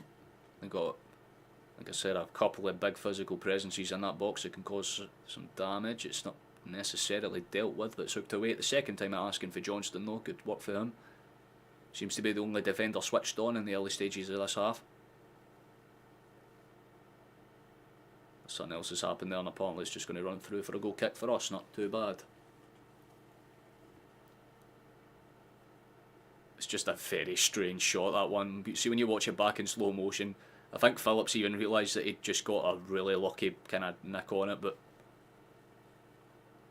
nonetheless, sometimes you just need to fire shots at goal to get chances, and sometimes they go your way. That's a perfect example of that. I just realised we're on 16:14 as well, by the way. Thank you to the other person that subscribed. We're nearly back at what we ended last stream on, so that's very nice. Thank you very much for that. Very kind of you. Send forward. I feel like we might make to probably get Jota on at some point as well. That's a good ball forward. My header was there on the overhang just in case, but it's calm and comfortably dealt with by St Mirren. They look to break forward on their own terms now. It's a lovely ball over the top, and for fucking some reason Schlupp stepped out so far. Why would you do that, big man? Not when you cannot do that. Shot through the fucking box, bobbles up, another one's coming in. Thankfully that one's soft enough and goes into Schmeichel's arms, but what the fuck was that, Jeffrey? You had a really good first half, lad. That does not give you an excuse to switch off as a defender. Way too easy. 2 really decent balls in for the right hand side inside 6 minutes. They seem to be taking advantage of the fact that Schlupp's stepping out a bit more than he should be doing. Celtic look to break down the side themselves. Ball's played forward, Ida has it. The ball's played into nobody, so what the hell is that, man? Like, respectfully.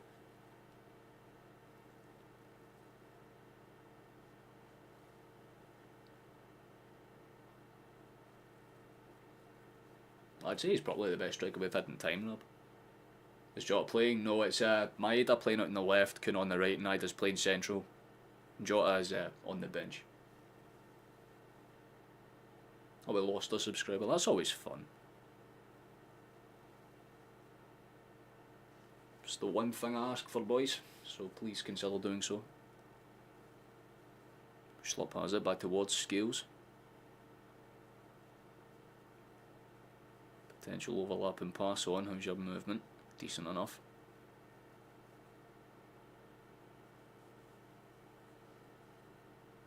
Played across by Scales, looking for any open lanes. Carter's going to just dance inside, look for an open pass. Good hold up touch for Rio, but we're going to have to move with a bit more pace. And Pop has played out towards Dyson. Good overlapping pass. It's going to be awkward for Slop though. Should be a corner kick, and apparently it's not. Okay, fair enough.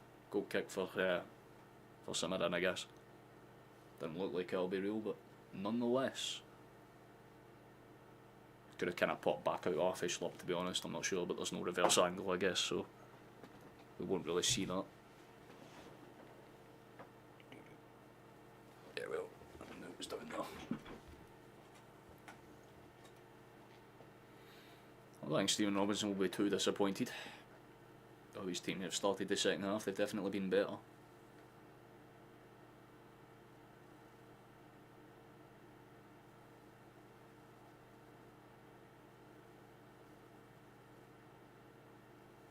I don't even think it's a case of that. I would do a very simple straight switch, right? Because I know that's probably what Rodgers will do, but if I'm thinking, here's what I would do. To throw St Mirren off, bring Kenny on, just as a straight switch for Ida, bring fucking Jota on for goddamn Maeda, because Maeda is not running as much as he used to. St Mirren have the ball here, Mandron. Shot from range is good as well, could have been dangerous, and it's just about fucking comfortable enough, man. Mandron stayed down. It's been a member for 5 months, things you love to see. Wait, you're going for Bonner? Bonner's an interesting one, I'll be honest. Schmeichel's had to make a lot of good saves early on, by the way. I appreciate you redeeming your membership, Megan, that's very kind of you, lass. 1 more month until half a year, that's mad. I mean, Flash is actually, yeah, Flash is probably the one of the few ones that are on 6 months.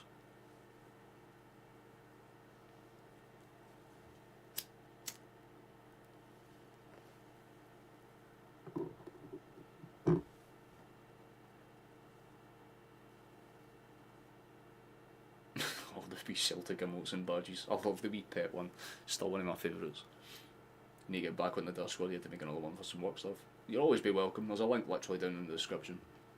So I seen you message me on Snapchat earlier on. I'll respond to you afterwards, I promise, but priorities. Right now, there is a game of football being played.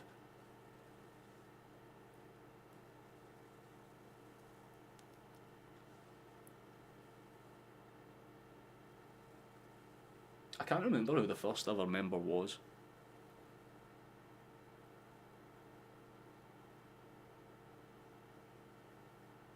Do I? Maybe. I don't fucking actually know. But Flash definitely is the longest, like, unbroken streak. For sure. Looks like there's going to be some changes potentially for St Mirren. They've got people warming up for sure, but it's a case of looks like it's going to be a midfield change. That's actually kind of interesting.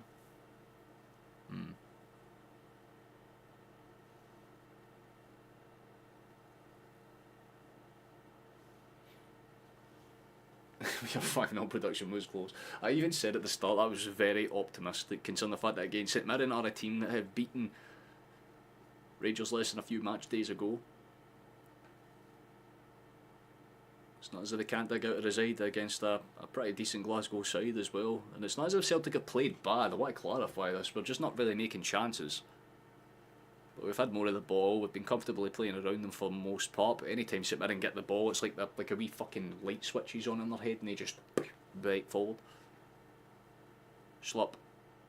Comfortable enough. Should just roll that across. Coming off the Carter, keep it moving, son. Decent, run it. Yes, cross it. He's getting caught up, but he still tries to funnel it through, and apparently it's another goal kick. And I mean, that one looked like a corner, I'll be honest. Looked like it came straight back off of John, unless it rebounded again back off. Let's see. Did they try and give it as a foul? Nah, it did come back off of Kuhn as well. Yeah, I feel like the striker change needs to come in at some point, 100%.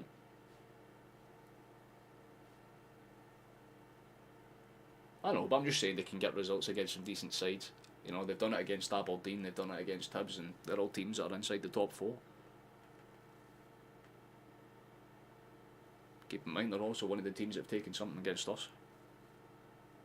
That 0-0 draw.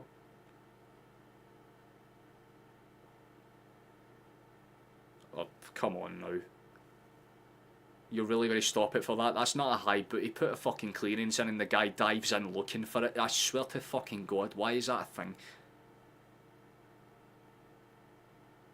He doesn't even get touched, you big fucking dick. Oh my God, man. Brother is looking for that and then some. Jesus fucking Christ, man. That is depressingly sad. Just because you're shit at fucking taking your chances, brother, you have to deck it like that. That's... Don't even get touched in the fucking head and goes down like he's been shot with a Barrett. It's going to give St Mirren a really good chance, but again, kind of controversial whether they should have had the foul in the first place. Wouldn't even really call it a high boot because the St Mirren player ducks into it.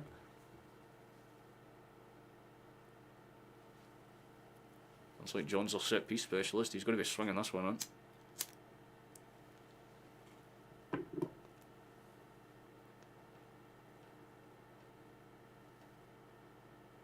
Oh God, it's dangerous! Oh my God, it nearly fucking found a way in. Could be a potential corner kick for St Mirren, I think it is.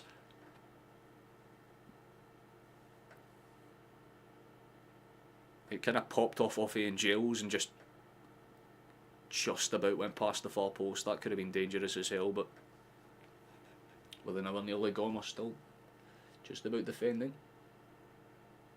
Either off Jota and then either through the middle. Yeah. I fucking told you you'd like them. Let's go, dude. Hell yes, man. Bugger 7 always goes brilliant. Yeah, no, they equalised right at the end of the first half, Robert. We've seen it at the half-time point. It's another dangerous ball. That one's better dealt with for either. Love to see him getting involved.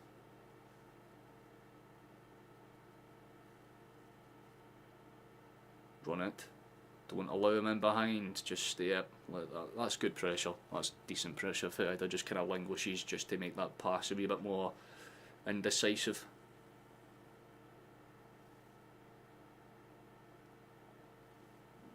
Again, you still need to pick up the pace a wee bit, boys. A point's not bad. Don't get me wrong, it's not miserably awful, but that'd be 2 match days within 3 that both Celtic and Rangers would have made a mockery of themselves, let's be honest, where one team's fucked up and then the other doesn't necessarily fully capitalise. Granted, Celtic will feel a lot less hard done by, but 2 losses in 3 would not be something you'd want to look at here. A draw isn't even necessarily ideal either, to be honest with you, but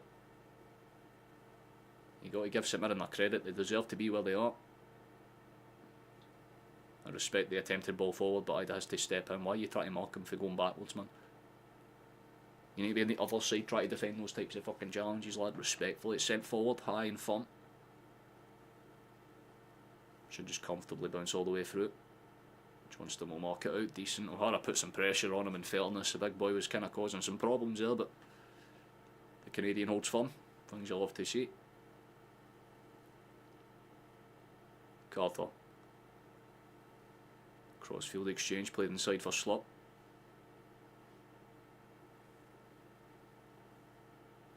We've kind of hit past that hour mark, man. We really need to start seeing some fucking changes. There's some tired ass legs on that pitch. Maeda looks a little bit leggy as well. Only if you're asking me, I'd say just get a straight switch. Kenny and Jota. Get McCowan on for Giles. Try and get some movement in behind. That's a bit of a loose one. St Mirren will still get there though. Slop, you need to defend that, son. Stop allowing the simple ball, and that nearly found a way to loop. And then Slop just kind of half-heartedly heads that one away as well and allows St Mirren another chance down that right-hand side. He's had a much fucking worse second half, I have to say. It's cleared away at the near post with the cross into the box. It's going to be gathered back by Libioso. Good step inside for the big fella. Cuts it back towards Gorgic, looking for any ball in behind, switched across to the right. It's going to find a way through as well. Lads just need to mark this. Ball into the box is dangerous, and it was potentially fucking lethal. Olusunya was there with the ball through it, just kind of skims off the top of his head rather than firm contact in the centre of it, thankfully for us. But again, it's another simple fucking run down the right hand side that nobody steps out. This is what I'm saying. Maeda isn't tracking back anymore. The cunt is tired. Get Jota on the pitch, get fucking Kenny on the pitch, and allow some fucking runs to happen. Looks like Jota and McCowan are going to be two of those changes that are coming on right now. Thank God for that. But I want to see a straight switch. Do not let unless Maeda is going to be off the ball running the entire time, which is not an ideal tactic to play against St Mirren with 3 at the fucking back. But it looks like it is going to be a straight switch, yeah. Jota's off. Jota's on for Ida, I should say, so it means Maeda's playing through the middle. McCowan's on as well, which isn't too much of a bad switch, but is it going to be, is it McGregor that's coming off?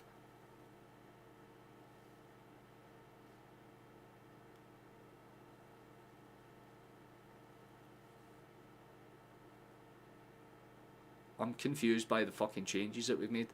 Looks like Yang is going to be coming on as well for Kuhn. That's like a late change.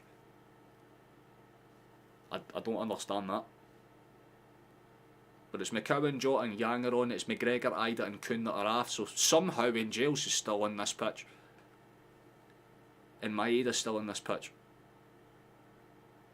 And no disrespect to them, but they're both very tired looking right now. They look a wee bit lethargic, so this will be interesting to see if it works out for us or not. But 2 changes that we did definitely need, we go for. McCowan immediately looks to send that one forward. It's going to bounce, chase downs on. So Mirren will have to clear the lines, but it's a throw in for us immediately, a few kind of inches up the pitch. Exactly what we needed.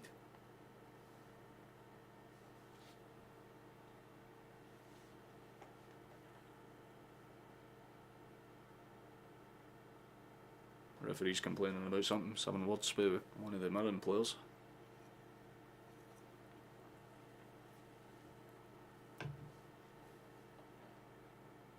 Quick set piece to be played, decent. How's your control? Comfortable. Got to hold it up, man. You need to play. Why is Treating not the one going off? I'm confused. I feel like it's just because he's the one that can get that killer pass through if it works out.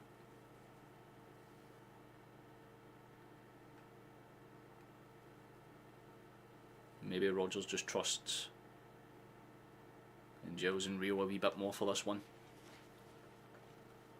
I have faith in McCowan to do what he needs to do, because he was one of the players that I said for the fucking start should have been playing.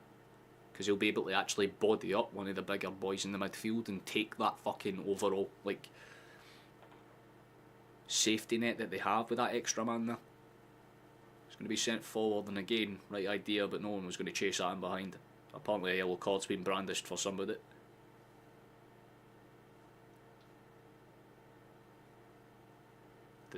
Gorgic stood up Maeda, kind of took him out of the game. I was wondering what that was for.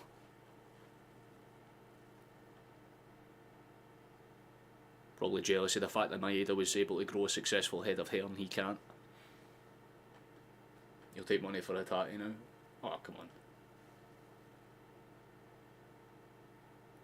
It's a little horsey. He's not had a great game, but he's not had a miserably bad one either. You'd say for the most part every single player on that pitch has had a very stale second half. Oh, Angels just got clipped a bit there and he's stayed down and he's like hitting the ground. You know it's bad when that's happened. Looks like another yellow card might be coming out. So Mirren are starting to get a bit more aggressive than they want. Phillips goes to check up on him at least, so that's nice to see. But yeah, thankfully the studs weren't up. He kind of timed the challenge right. He just still went through him. If his studs were up, that could have easily been a broken ankle. But Killian Phillips, yellow card, he's in the book. If Kuhn, AJ and Rio goes in the summer, we could be looking at bringing in 45+ million. It would be brilliant if we could, but I'd rather not lose specifically Kuhn and Johnston. Like Rio, we can replace to some degree, because we already have Paolo and Rio and Paolo and McCowan, I should say, in the team to replace Rio. But Much harder to replace someone like Kuhn. And more importantly, someone like Johnston. Break down that left hand side. Good feet. Lovely control. Rio. Oh, what a ball. Header. Yes! We got a goal. It's Young in the back post. Let's go, big man. We've been wanting to see that for the South Korean. He's back in the goals again. It's a brilliant timed run. Brilliant timed header. Brilliantly timed goal. Celtic are back in front, baby.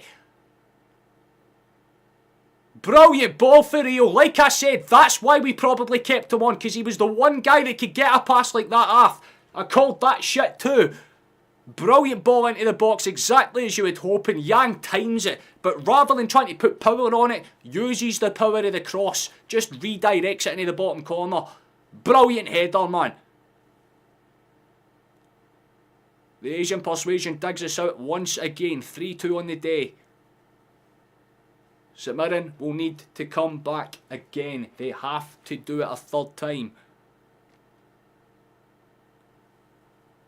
But that's an impact that we needed off the bench. Yang's definitely the one you would have expected to get it.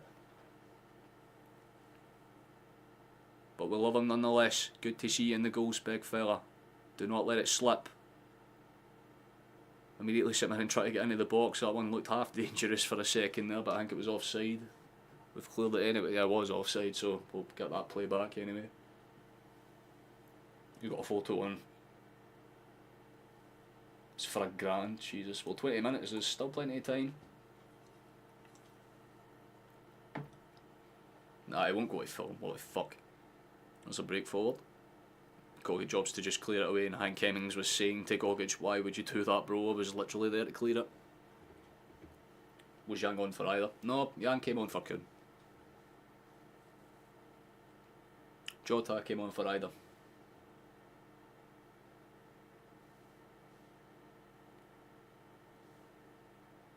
Oh, ball into the box is dangerous again. Potential for us to get a fourth. Still controlled. Brilliant. How's that not gone in? How is that not gone in? McCowan, how's that not gone in? How's that not gone in? There was like 4 fucking chances, lads. The two belongs. Maeda and McCowan have both missed fucking sitters. Once again, Yang does superb to hold that up. Gets the ball into the box. Rio lays it off beautifully. You can forgive McCowan maybe, because he has to get it through a sea of bodies and it's well cleared off the line. But it falls back to Maeda and he just doesn't react quick enough and just kind of like kind of flaps at it almost. And it spills around the right hand side of the post and out.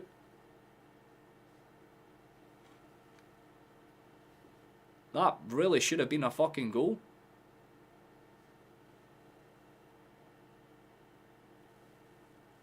Definitely would have given us that little safety net that we would have liked. That was definitely a big chance. God damn, man. Keep the pressure on them, boys. Played forward. St Mirren have got it this time, although they've given it away as soon as I've said that. Brilliant pass through. Celtic retain. Rio, all of a sudden he's switched on. He's playing like he's got purpose. Brilliant play out towards that far side. Jota comfortably lays it off between him and Schlupp. Eventually pinged back in towards space. Scales just goes for the crossfield pass. Johnson's going to be under some pressure to get that away. Maybe not the greatest pass for the Irishman, but comfortable enough to be dealt with. Not exactly ideal that time either, though the ball over for Young was a wee bit lacking, let's say.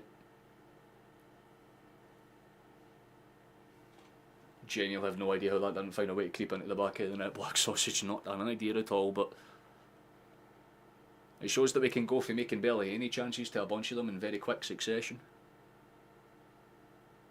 But there were 2 really big shouts in there for what a run. Hold on. Still going. That should be a throw in for us, right? Not too bad at all. Run it. Keep the pressure on, get it back into space. There we go. That's a brilliant fucking ball. Well held up touch as well.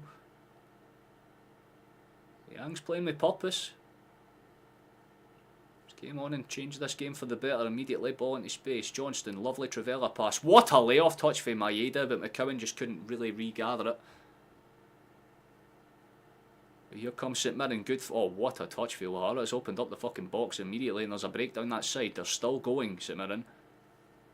Well challenged by Angels though. That is good to see. Good tracking back for the Belgian. Gets a foot in, makes sure that it's not as awkward as it could have been there. Celtic will just kind of drop some bodies back and play a little bit more kind of refined here.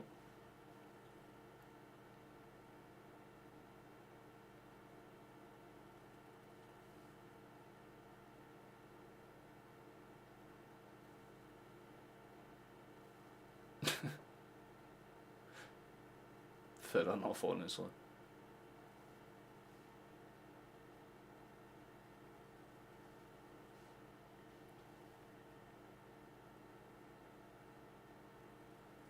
Carter Vickers, crossfield exchange. Simple enough. Nice. Good pass out. Here's Rio. Run it. Still running. Still running. Oh my god, shoot. What a layoff. McCowan! Saved! Shit's happening there. What the fuck is going on? Still into space. It's a good save for Hemmings, but it's still dangerous. McCowan edge of the area. Laid off. Johnston. Back out towards McCowan. Has another crack. Takes a bounce up. Not really clear the way at the first time, but is it the second? Celtic are starting to really try and put the boot down here. So Mirren win the spin off of the challenge. McCowan doesn't look too pleased about it, but it did look like it came off of a Celtic body loss. That was a really good save for Hemmings. In fairness, he had to get down fast for that. It's well struck for McCowan. Well saved for the keeper. Can't take anything away from it.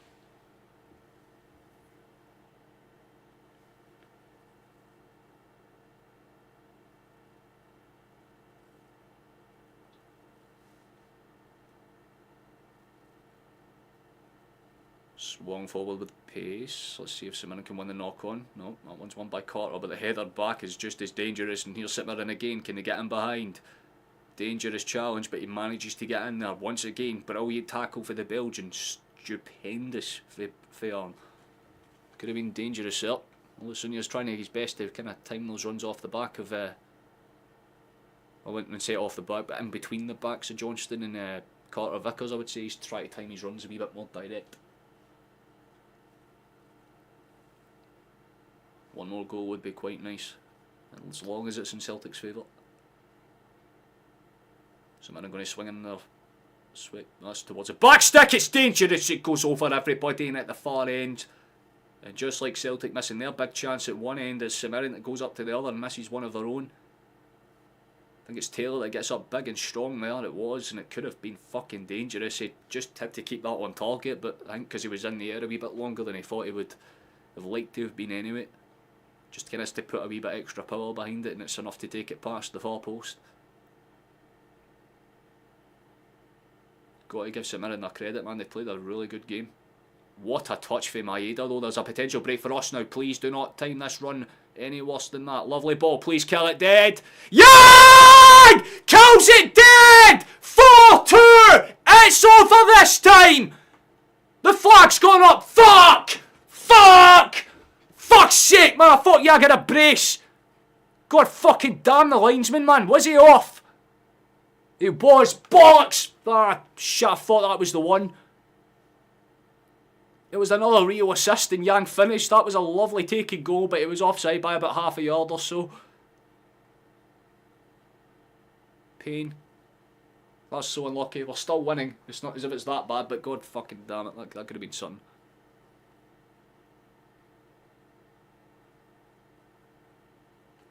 Looks like they've got some changes coming out. Yep.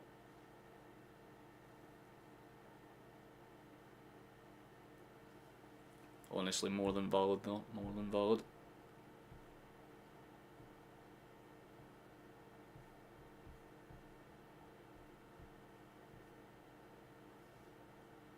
I'm preaching to Stephen, don't you fucking worry. I'm in the same boat as you, my guy.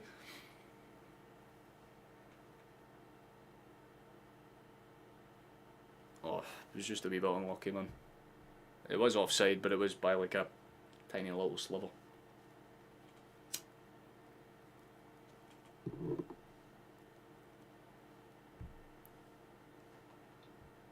Young's generally impressed me as well. He's came off the bench and had a very decent shift. Cannot take anything away for the fella. He's given it a fair crack.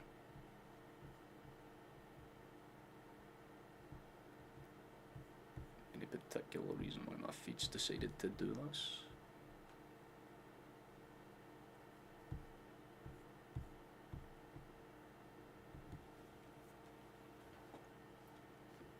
Yeah, I'm getting better and better as the time goes on. As time ticks on, he's doing what he needs to do.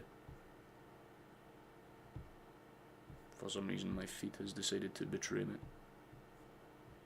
And of course, it's been irritating as fuck. Wait, of course, alright, fuck off. Give me 2 seconds, I'll just reset this entirely because it wants to be gay. I don't like when it does that, but sometimes it does.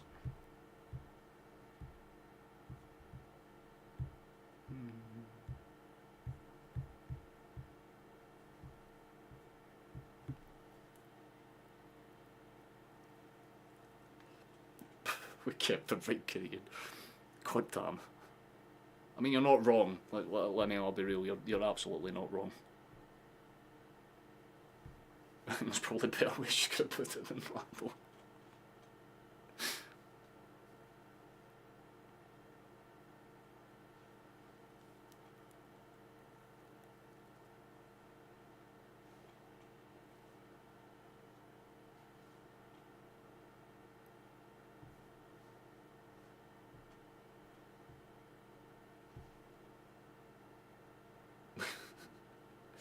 Well, we'll love to see that, man. Our mods have been doing some good work today.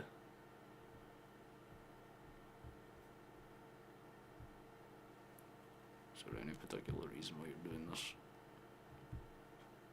I don't need to go and get another delayed feed. I don't mind doing it if I have to, just to see this game out, but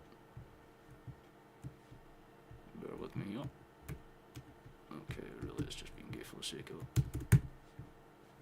The entire screen has frozen.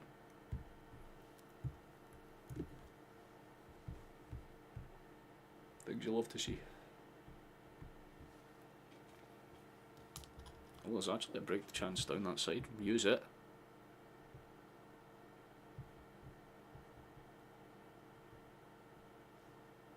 Can you give me the... There we go. And we're back. Okay, well, it's just skipped forward and we're at a corner now. That's cool. It froze for like 40 seconds straight there. I was so confused about what the fuck's happening. We got it back. We're fine.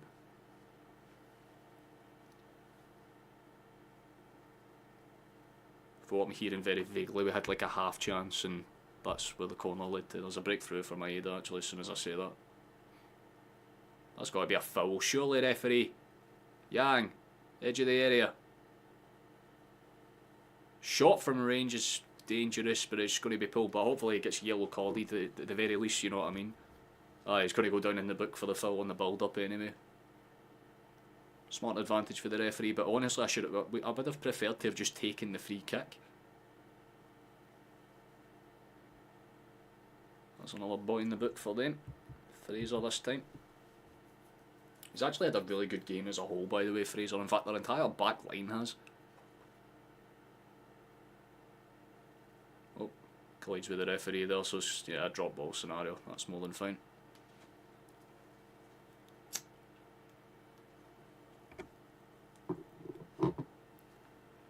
No arguments with that. Seen the potential, but didn't think he'd make it here. Megan, do you know the amount of conversations that me, you, Chateau, Flash, all of us have had? I've always said the same thing about Yang. It's like he's a player that will take fucking time. He's not going to be like Kuhn where he'll blossom in like 6-7 months and then all of a sudden he's great, or he'll Daniel O'Reilly and be like have a slight off kind of first stint as well and then just all of a sudden blossom. Holy shit, chance for St Mirren. Hold on, I need to shut up. Thank God that was nowhere near the target. It was a horrible shot.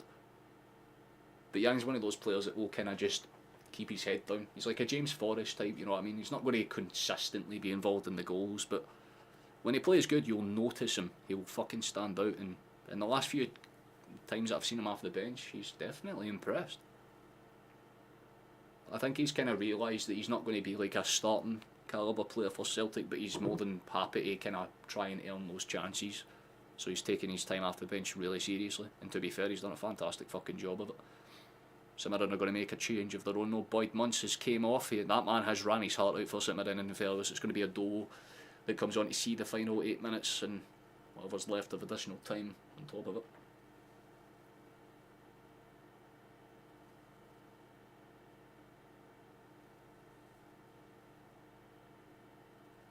Simple pass, on, nice. At this point we're just looking for the extra goal for Stephen's sake. Ball forward is dangerous. Young's going to have a bit of a battle to get there ahead of Gogic, and Gogic is just going to kind of shovel that one out and get into the goalkeeper's hands. Comfortable enough there, but slight chase down was on.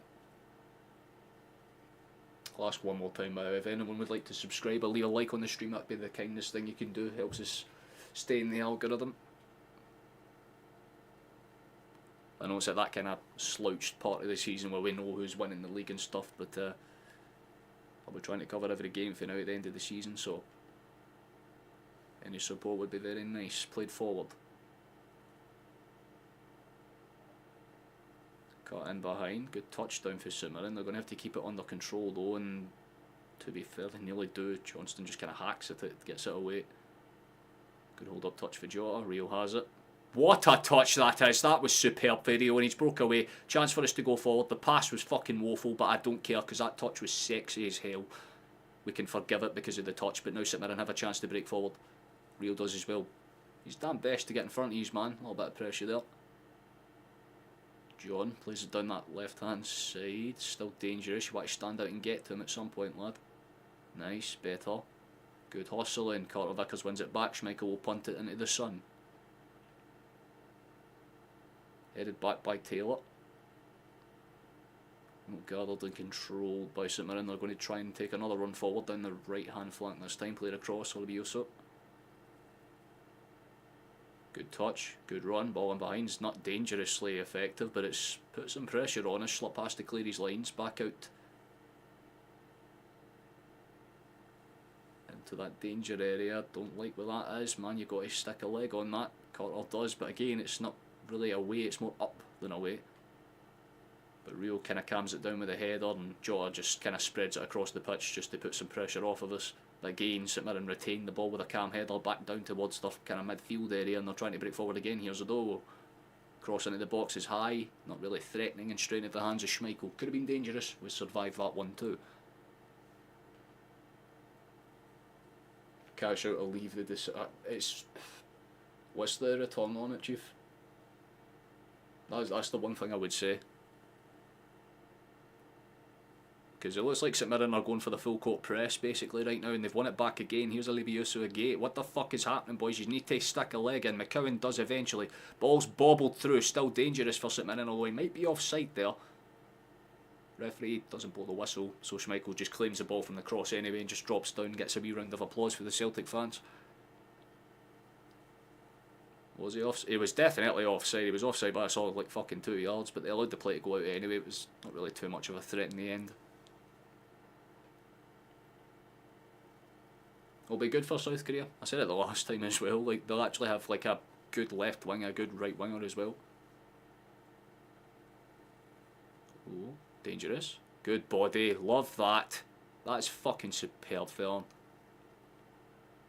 Got to say, in terms of second half, our midfield's definitely improved. Rio stepped up his game big time, and Angels defensively has been very impressive, which isn't something you would expect to say for Angels, who's more technically, you know, gifted in the more forward regions of the pitch, but he's doing a lot of the good cover work today. Ball switched across, potential breakdown that right hand side. If they've got the overlap from now, they're keeping it on the left, which has allowed Celtic to get back and cover the spots, but it's going to be a cross into the box, or more or less like a half pop. No one's getting there to cover it, lads. Step the fuck out, man. Jesus Christ, we got there in the end. Johnston kind of symbolises that he's pissed off there. The duo goes down, I mean, he did get caught quite heavy by Johnston, but he won the ball, so that's definitely going to be fine. You know, no need to worry about that because he won the ball first. It's safe. There will be no penalty claim for that, surely. But again, the fact we've allowed them to get into space in behind that too much, it's just not convincing. How much do you think we get for Rio right now? Yeah, I'd say anywhere between about 13 to 17 in that kind of bracket.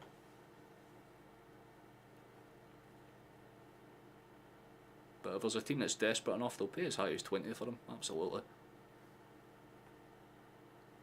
Carter just plays that back. Schmeichel's just going to have fucking hell dangerous pass to play. I respect to the Casper because it allows us to retain the ball.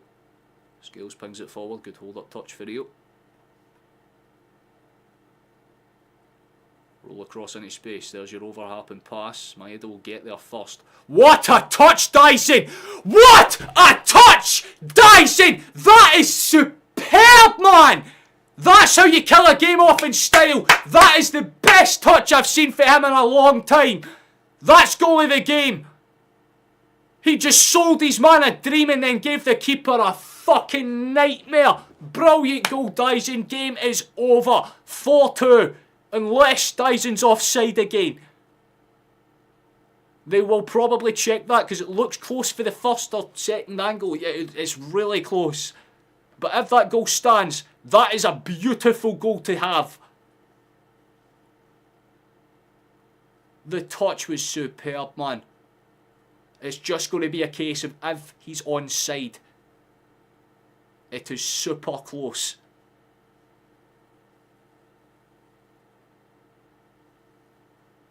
It looks good, man. There's not many angles it looks on. It's so close, man, but it looks like it stands. VAR doesn't really seem too interested. It looks like it's going to be standing. What a finish that is, man. There's a clip. That's 100% the clip, man. That's going to be the shot.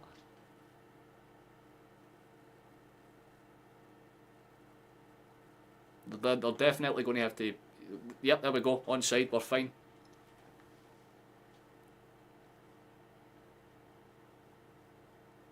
Oh. Things you love to see.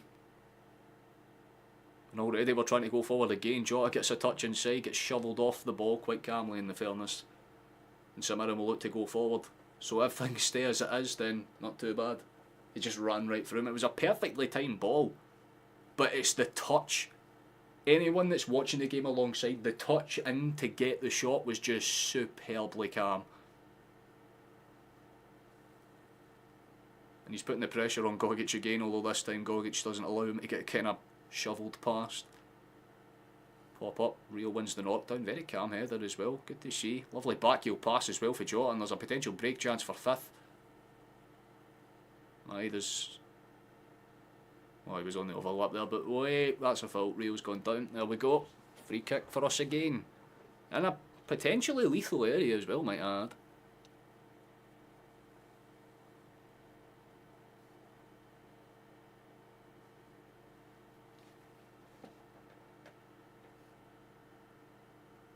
Sent him to the shops to get him some bread. There's only 5 additional minutes to play through. We've already been through a minute of it, give or take, as this free kick's teed up to go.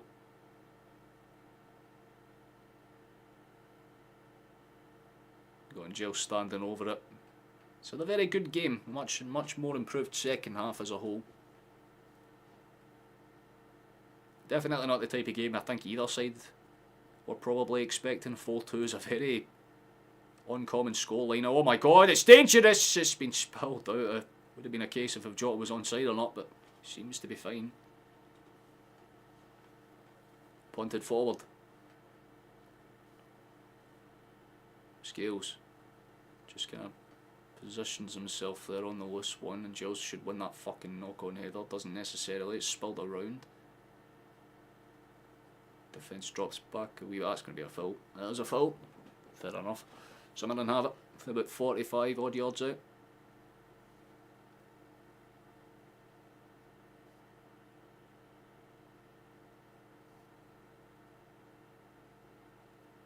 I'd say it's not bad, honestly, given the circumstances. Stephen could be a lot worse. Oh, and it could have been, to tell you what, if I went in the back of the net, you would have been salvaged a wee bit. Mirren had a chance to put it in the back of the net for 3 there. Just went across the face of the box. I think he would have been offside there anyway, but if he wasn't, then you never know.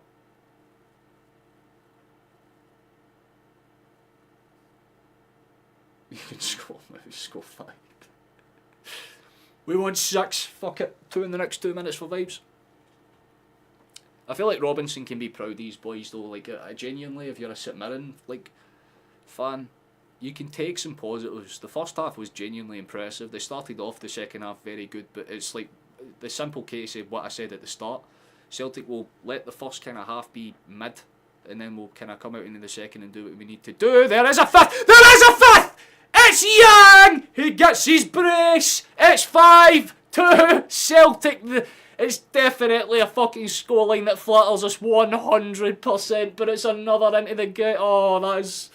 I feel bad for them, but at the same time, it's glorious. Celtic have switched it on right at the end, and it's game. Brilliant footwork for Schlupp to get into the space. He decides to pop up with an assist right towards the edge, and it's again Yang just timing his run off the back of his man, gets up, pops a header into the back of the net, and despite being one of the smallest man in the pitch, he's brilliant in the air. Cannot take it away from him. Plants his neck onto it, hits it down into the ground as hard as you can.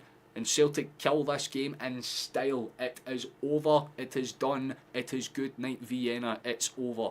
Unlucky from St Mirren's perspective, but they just didn't have the minerals to go the full 90 minutes. If it's a 60-minute sport, more than deserve a draw. But unfortunately there was a whole 30 minutes on top of it, and Celtic have decided to make it count then. The changes, the substitutions have definitely been a massive factor in how this game's going, and it looks like Maeda will get a couple of minutes, and I mean literally a minute of rest. He deserves a round of applause. He gets a hug for the coach and a big smile on Maeda's face, so that tells you he's quite content. But it's going to be Kenny that comes on to see this one out. Maybe he gets a goal for vibes. Things you'll love to see. Yang could have technically had a hat-trick if he was just a slight bit more onside. That's incredible. And I'll tell you what, it's not as if it's fully done either. Celtic are trying to get him behind. Yang's actually done so well there as well to force the issue. Nearly gets into space and forces it out for a throw-in. Fucking love the passion that this man's putting in. Taylor looks surprised. He's like, why is this like 5'7" cunt actually bodying me? We have 20 seconds and then full time, and a very much deserved Yas is incoming. 100%.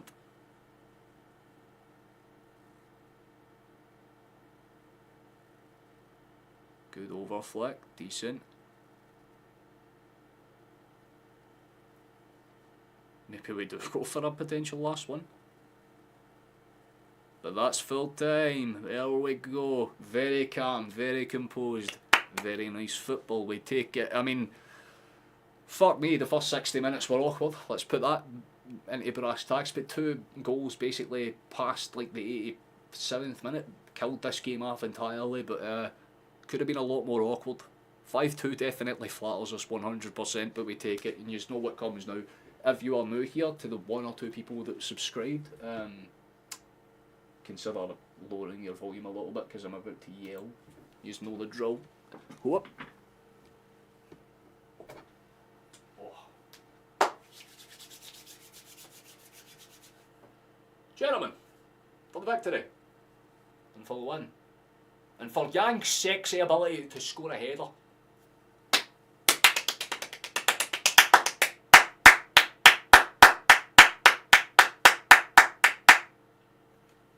Yes! Yes! Things we love to see. We win.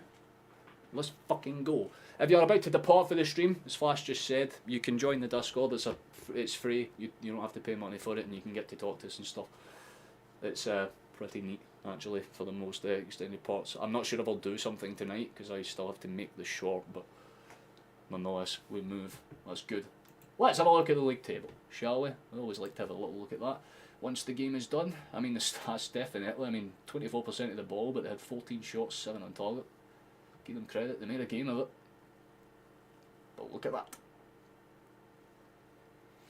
So unfortunately for St Mirren, it means that they'll stay firmly in 9th, but it's not as if they're out of the race, you know what I mean? 1 win puts them back up into the top 6, so it's not as if it's dead and buried for them by any means, absolutely fucking not, so you have to look at it like that.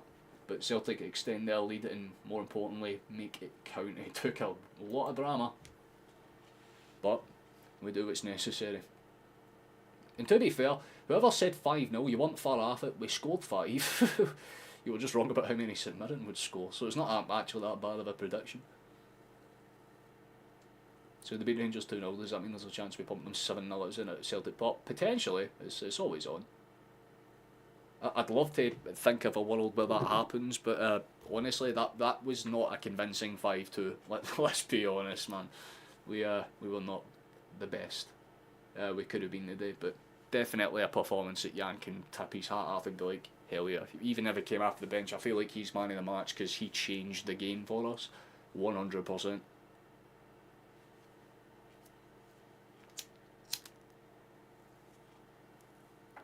But it's very Celtic, right, to leave it late. What did it end between City and Plymouth? Let me have a look. Oh, 3-1 to City. Plymouth are gone.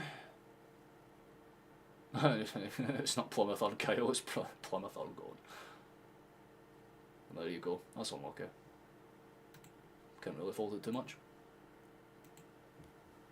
Very nice indeed, Lowe's. Very nice indeed. We were brilliant in the last 10 minutes. I know, it's very strange how our games work. It's like we're fine for like 60-minute stints and then we're really convincingly weird for like half an hour. It's like a third of every game we're just strange to watch. And then for the other 2/3 we're pretty good. So that was a good example of that. You know, we made our chances count. We got the ball into the box towards the end of the game. Jan caused some problems. Can never take any, you know, I can't say it's too bad at all, honestly. I think we did what we needed to do, so quite content with that for the most part.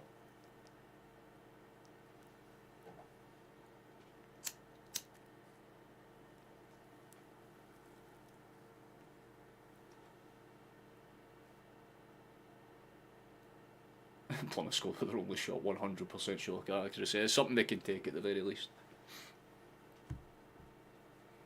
And you definitely call this one of the more mid-streams for sure.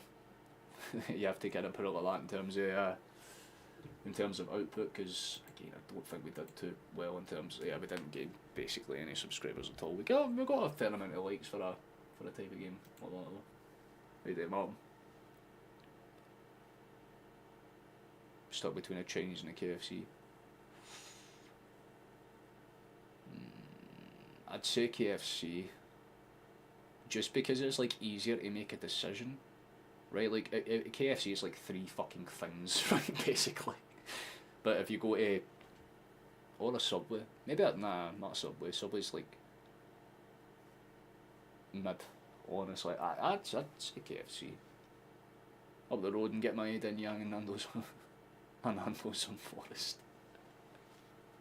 All I'm saying is Adam Ida needs to learn how to fucking take a shot from Yang's perspective, man. Why are our wingers more effective than our goddamn strikers? I don't get that. And even then, Maeda comes on as like he gets shifted to a striker, and even when he's like tired and you can see that he's visibly like not at full speed, he's still able to take a sexy wee touch, take it away from his man and place it into the bottom corner for a goal himself. Like, you can't say anything bad about the way we played in the second half, but the first 60 minutes were just strange. Because St Mirren played fantastic, they forced the issue, gave us some problems, they didn't really sit in on themselves, they didn't have much of the ball, but that's because they knew that Celtic would have more stints on it, so as soon as they got the ball, their entire derivative was get forward, cause some problems, and in fairness to them, they nearly fucking did.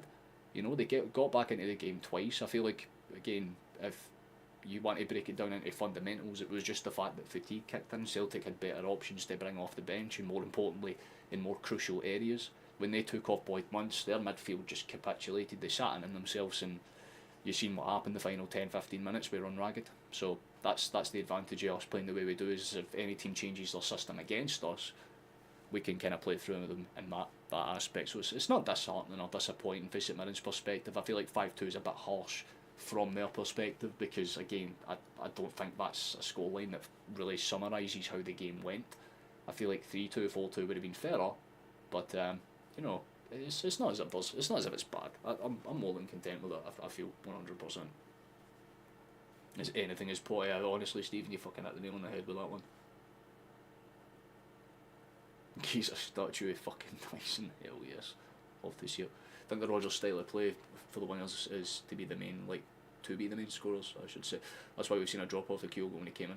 It's kind of like Salah is for Liverpool, I guess. But it's just known as the inverted wingers trick. It's not as if it's a brand new overarching development.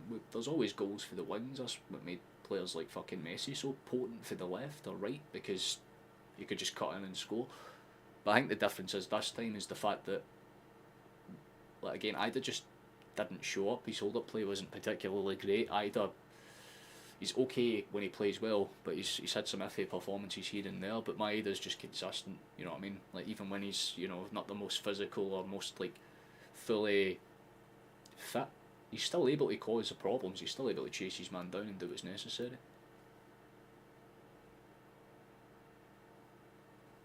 Take it out to next one on the road to Hampden, exactly that. I should actually pull that up because boop, boop. Close these two down and I can open up this one because the next time we are live will be on the 9th of March. So I actually get like an 8-day break, which is a bit surprising. Is there like international football or something? Is that what I'm missing? Or I hope it's not, because if I get like 8 days just to chill, then fucking excellent. Scotland national team, thank you. Oh, we do play in this month, but it's later on, the 20th and 23rd respectively, for the 2 playoff matches for the Nations League, which is always fun, I guess.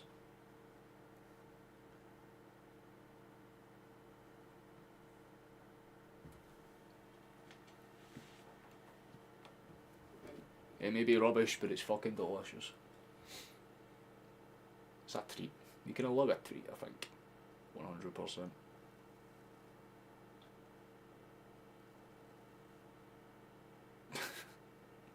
I'll get one sorted on the followers. Let's go. You should do it, man. Next time you go to like a fucking Shamrock Rovers game or something, just get like a giant fucking tifo, like just like Maeda with a thumbs up or some shit, man. That's what you need to do. Not even a statue, a tifo will do.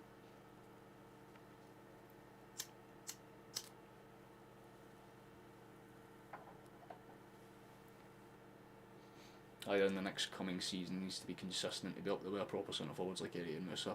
He'll get nowhere near them to be in the conversation for close. He needs consistency. I feel like if he just works on his positioning, I feel like that's the big thing for him. If he gets into the right areas, he'll be more abundantly available for chances, and that's what Maeda does well. Because a lot of Maeda's goals just comes from being in the right place at the right time and then doing the right thing, and that's something that Aida does in part, you know.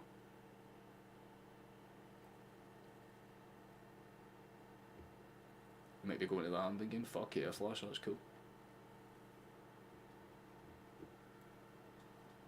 Damn right, Virtual. Couldn't have said it better myself, brother. Could not have said it better myself. Well, I mean, my tooth is actually in pain right now, man. I can feel it. The painkillers are fully worn off, man. You've probably seen the colour in my face change as the stream's going on.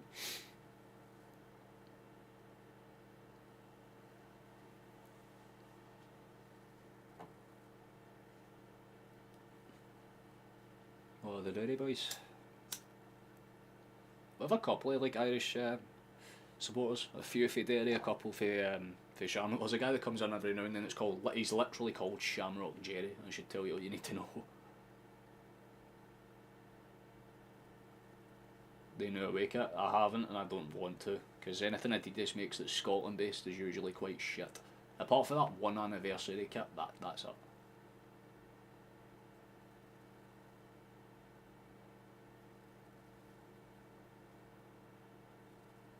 On whose regard? On whose regard, Megan? Who fucking cares? Eat what you want to eat. Black sausage. Go and watch some Brandywell and Derry. They're in this first class.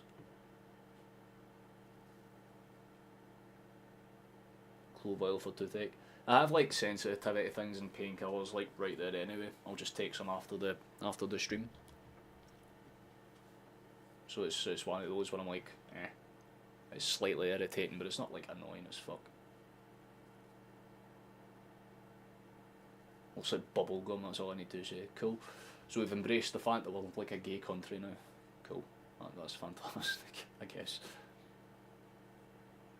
You refuse to buy an Ireland shop, we have Castoro. Unlucky.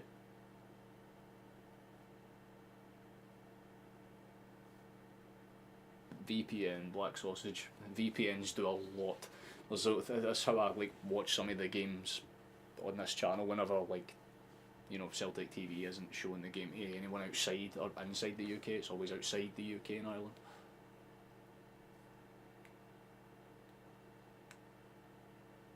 long as you want them. Exactly that. I eat like a fucking pig half the time. Like, I don't eat much, but when I do eat, it's like fucking piles of food, and then I'll just like vacuum that shit in like I'm a black hole, and then I'll process it because my metabolism for some reason is incredible. I don't know what it is, man, but I eat like a fat bastard sometimes, and yeah, I'm still very slim for some reason. I don't get it, but yeah.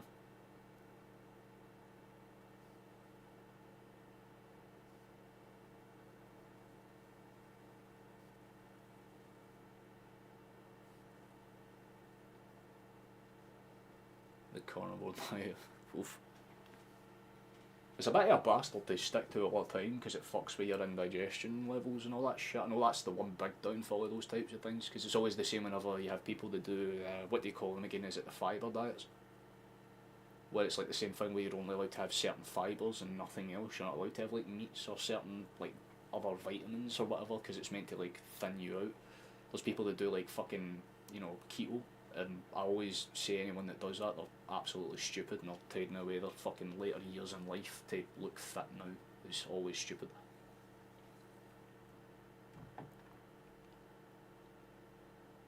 An Italian, ooh, chicken tikka extra cheese. Always have to get extra cheese. It's like a fucking law. And barbecue sauce. Hell yeah, very good. You just had chili con carne. Bliss.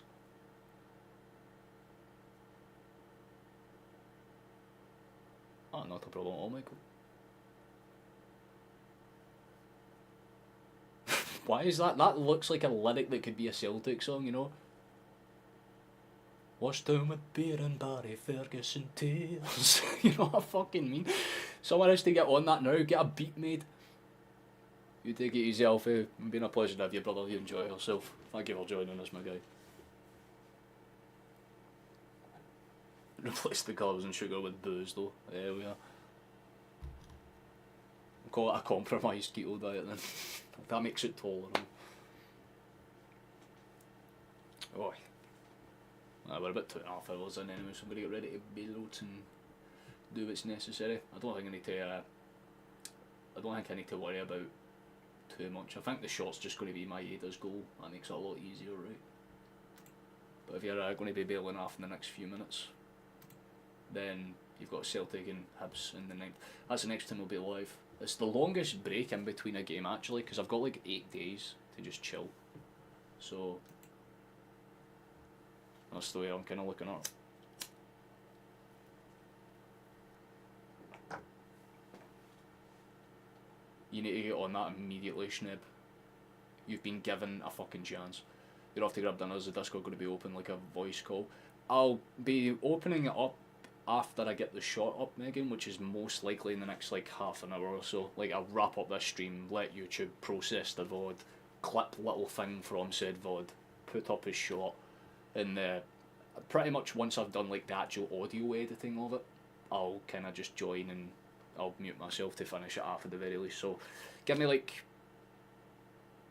about 10-15 minutes at least after the stream, and that will give me enough time to like at least check my bloods and take painkillers, because again, talking is causing me pain right now. It's not good.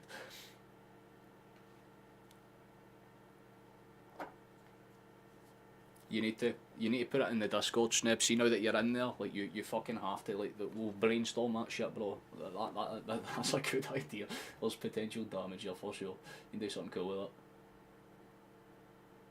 It's only his 500th appearance, god damn. I don't know if them. I guess. You want to throw hands, Flash? I'll throw hands. See you in a bit, brother. I'll see you in a bit.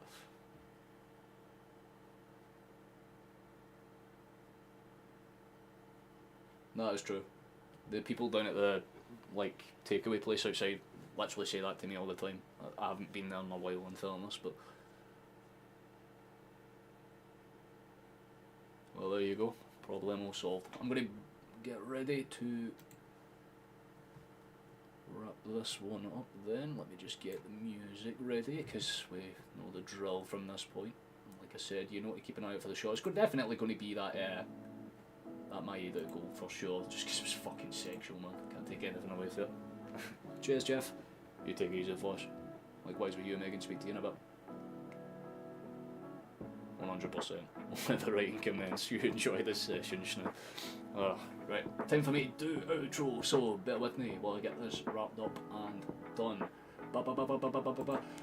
Thank you for watching, thank you for coming along, thank you for taking the time to stop along and watch this. If you've been here for the whole time or just a little bit, we appreciate you nonetheless. Any like or subscription, thank you for doing so as well, we do appreciate that.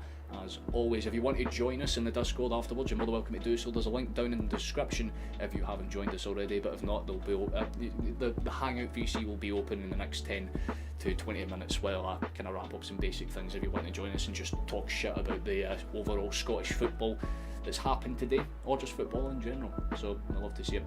Classic. Catch you all after. It's been a pleasure to have you, Robert. Likewise with you, Irishman. Thank you for joining us, brother. And as well with you, Snip. Just take it easy. Absolutely pleasure to serve you all as usual. Like I said, we'll be live again on the 9th. That's the next time we'll be live for Celtic content. Anyway, I don't know if we'll be working on anything in between. Maybe keep an eye out just in case. But for now, that's pretty much all I need to wrap up and do. So we'll take that. You take it easy, Gene. It's been a pleasure to have you in here as always, as well as you have a lovely rest of your weekend. And the next time that we're back, hopefully, it's even better, because I think Rangers need to suffer one more game in between the time that we play. Hopefully. Who knows? But Celtic are still the best goddamn team in the world. We all know that now. It's guaranteed. The best goddamn player in the world, and fuck it, we'll just add in Schmeichel as well for vibes. You guys enjoy your lives, enjoy everything else, have the rest of your night, and see yous in a bit for anyone that's going to be in the Discord. Enjoy. Bless yous. Catch yous after. Bye!